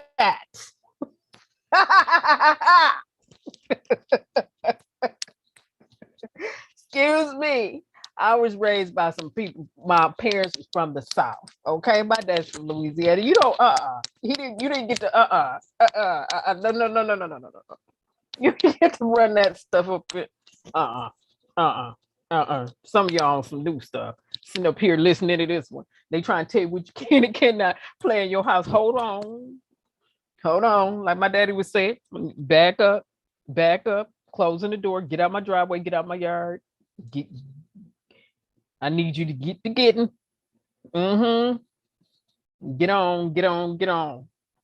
When it come to that Maxwell song, that R. Kelly World Fortunate, that will never be muted. Honey, hunty. Okay, fortunate. He wrote that right there. He wrote that one. He wrote that song right there. Okay, no. That would never be muted. Ain't going nowhere. Okay. Not that one. Now let me get to the song Lisa wanted to hear. I don't care what y'all say. You ain't get ready to sit up and mess with my First Amendment rights.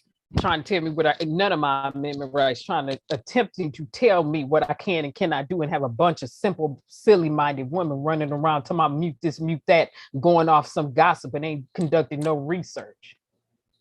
Who you playing with? That's an insult to my intelligence. You better bring me some real forensics, and a lot of it. You better bring me some real evidence untampered with. We do science over here. Science is provable.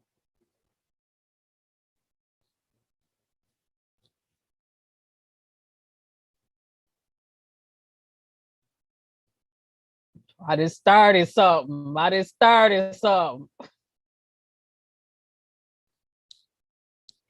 Who you playing with?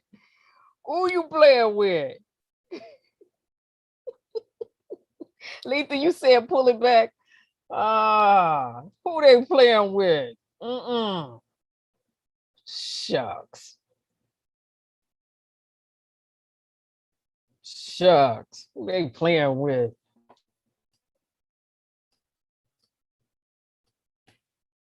Who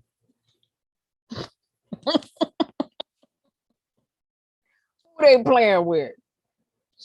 Running around talking about, he did this to kids. He did that to money.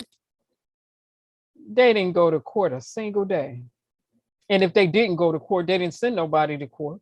And even if they didn't go to court, didn't send nobody to court. The transcripts is a written record. And all they had to do was read and let the record show. They didn't want to read, didn't want to comprehend, didn't want to understand because they too busy can be bought for $1. Oh, I said it.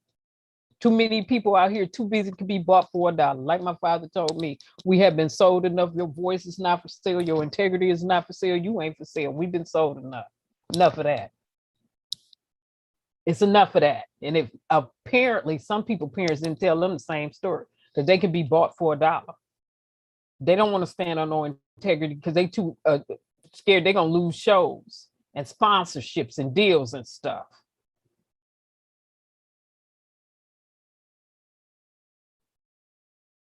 Let me say it again. Some people are not going to stand on any integrity or anything because they're too scared that they're going to lose sponsorships, deals, and all that stuff, all their money. They're going to mess their money up and stuff. This is one thing that my father told me. And he told it to me when I was younger too.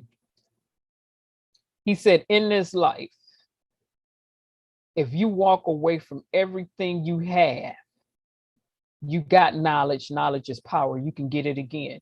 He said, if you lose everything you have, you got knowledge. Knowledge is power. You can get it again. The same information you had to acquire those things the first time has gone nowhere. Unfortunately, many parents did not tell them that. So that needs to be their resolve. If they take it away from you, that same knowledge that got you to where you were the first time can get you there again. If you choose to walk away from it, the same knowledge that got you where you were the first time can cause you to acquire all of those things again.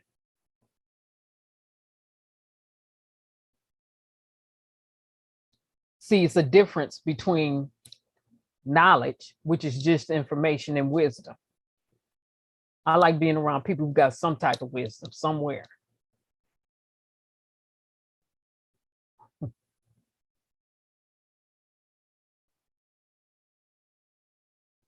A wise person will hear, understand, and increase in learning.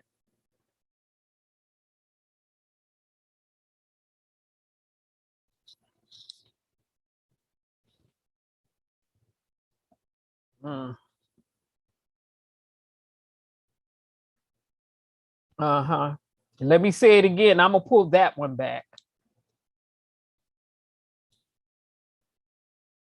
My father taught me early on that you can walk away from everything, and the same knowledge that acquired you, that you had to acquire those things, will allow you to get them again. You can lose everything, and the same knowledge that you had, that when you acquired those things, are still there. You can still get them all again. Knowledge is power. The information that you had to get all those things has gone nowhere. You still got that knowledge. No one can ever take the knowledge away from you. They can't take away from you what you know. But what you don't know can destroy you. Now, let's get to Lauren. Let's get to Lauren. Let me turn her down. Let me get to the song I told Letha we would get to. Let's go out on a high, happy note. Some people didn't hit their romantic phase, and they feeling we going out turned up tonight. Come on, Lauren. Take this on out. Yes. Come on.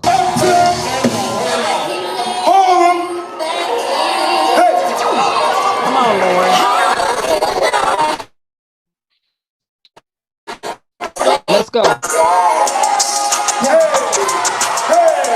What y'all know about this? Yo. See, this is X Factor. He took the sample. My shit is plastic. Here's an example of how we nice it up on the rhythm. So many wanna spice it up on the rhythm. See, this is X Factor. We took the sample. My shit is plastic.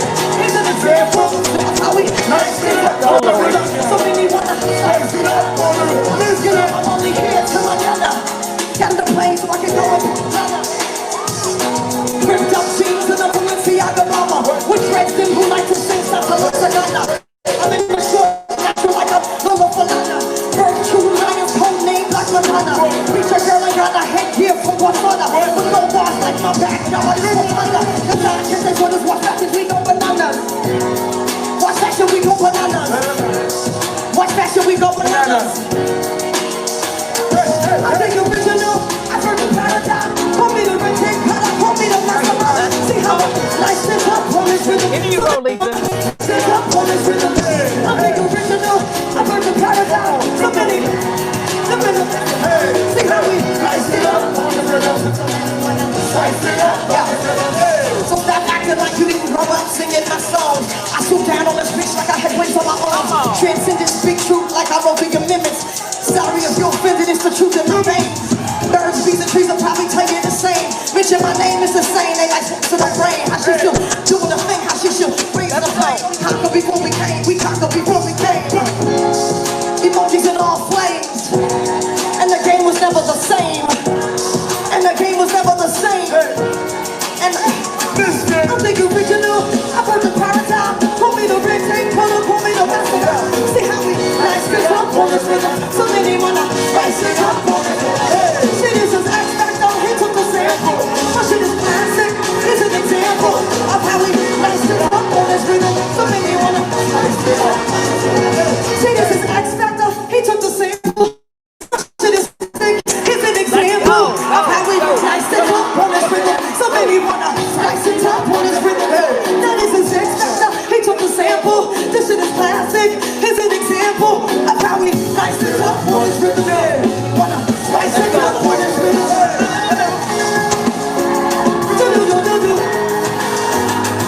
See how we nice it up on this rhythm. So many wanna.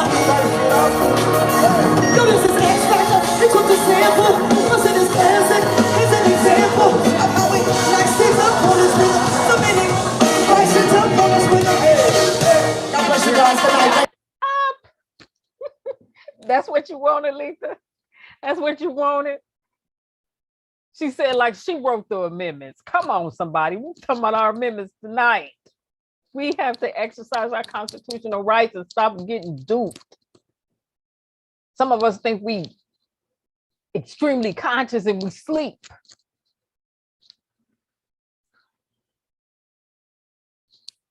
Letha, you want me to pull it back?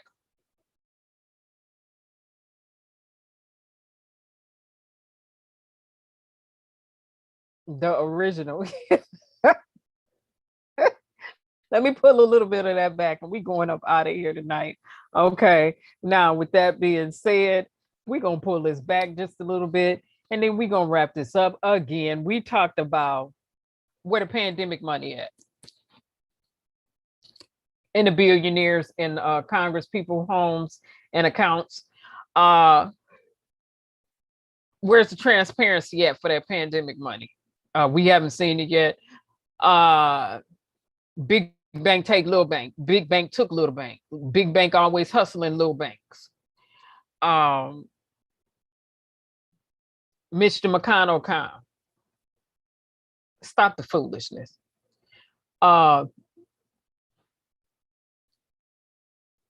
Our amendments, our constitutional rights, we need to utilize them.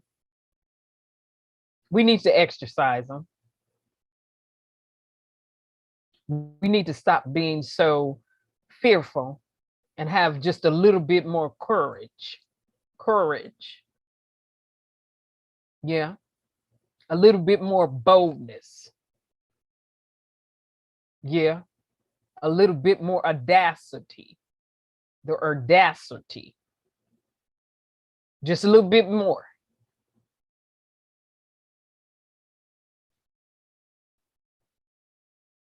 And there's nothing to fear but fear itself. Come on, Lauren. Let's go. Let me pull this back just a little bit. Let's roll.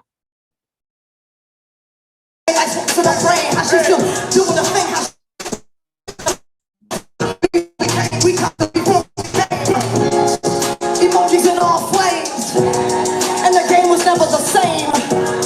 And the game was never the same. And I'm thinking original. I've heard the PARENTAL. Call me the red tape color. Call me the best. See how we nice this up on this rhythm. So many wanna spice it up on it. See this is excellent. Don't hit with the sample. My shit is classic. It's an example of how we nice it up on this rhythm. So many wanna spice it up.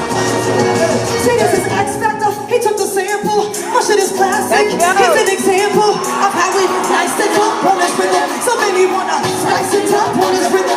Now this is X Factor. He took the sample. This shit is classic. It's an example of how we nice it up on this rhythm. Wanna spice it up on this rhythm.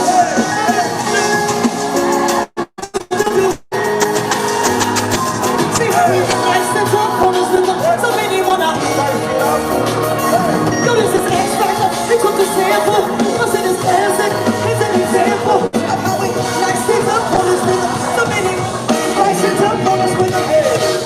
God bless you guys tonight. Thank you so much. Nothing like Lauren to take you out and bring you in. Yes. That was for you, Letha. You requested that. That was for you. One of these days, we're going to have to pull back our music detox night. It's been a few years. It's been about 2 years since I did a music detox night. Yeah, YouTube was shutting my stream down left and right because everybody music for straight 2 hours. No need to repeat a song. They were shutting it down though. But okay, having said that, we have to stay actively engaged. We already know that. It is our responsibility as people to hold those who want to sit in a seat of authority or want some type of position accountable and responsible, lest they slip. And oftentimes we be too busy sleeping until something tragic happened. And then we get out and we run out like rah, rah, rah. But in the running out with the rah, rah, rah, we need to take the legislation. We need to take the fortitude not to vacillate back up and start capitulating. And we have to have the wherewithal to go the distance until we see it through. Until we see the legislation through.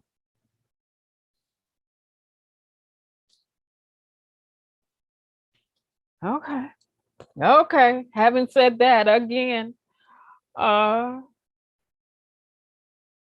mute R. Kelly. That didn't work.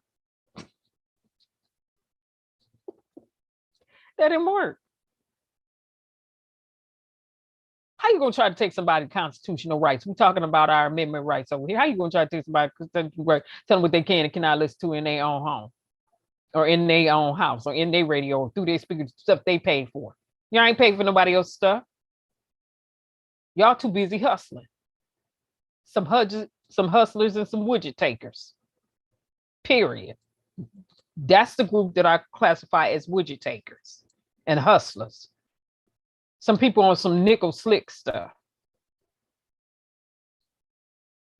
That's right. I said it. Some women on some nickel slick stuff, trying to be slick, slithering around here trying to be slick. Why most of the people fell for that mess? No. Something about growing up in a household with African-American father who was definitely 100% all male, that makes you get out your emotions after you get finished doing all that emotional stuff and use this right here.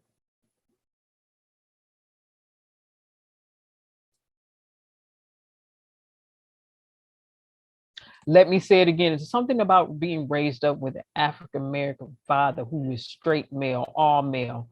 And after you get finished doing all that emotional stuff,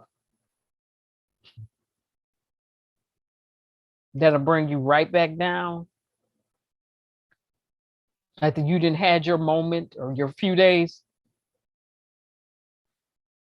and make you use this right here.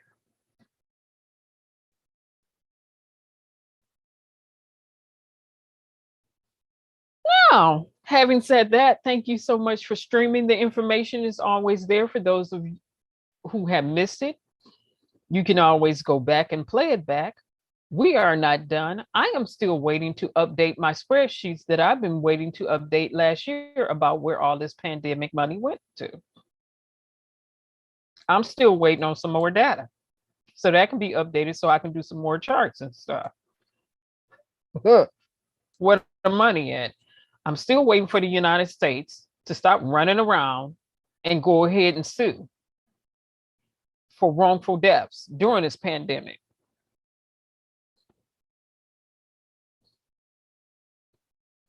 That never really should have happened.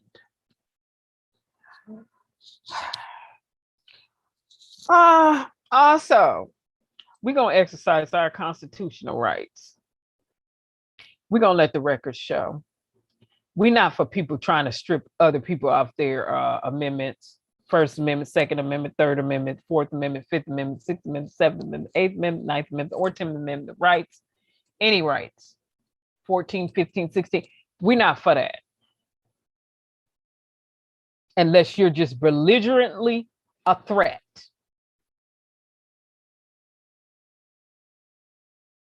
Other than that, we believe in our civil liberties. And nobody's rights being violated. Now, having said that, we always have to defer back to the Bill of Rights. We do it frequently over here. And remember, Section 230, Communications Decency Act, and why these tech companies have immunity. See, we have to stay here.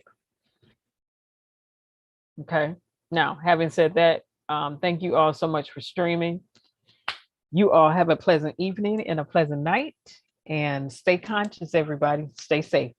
Bye-bye, everybody.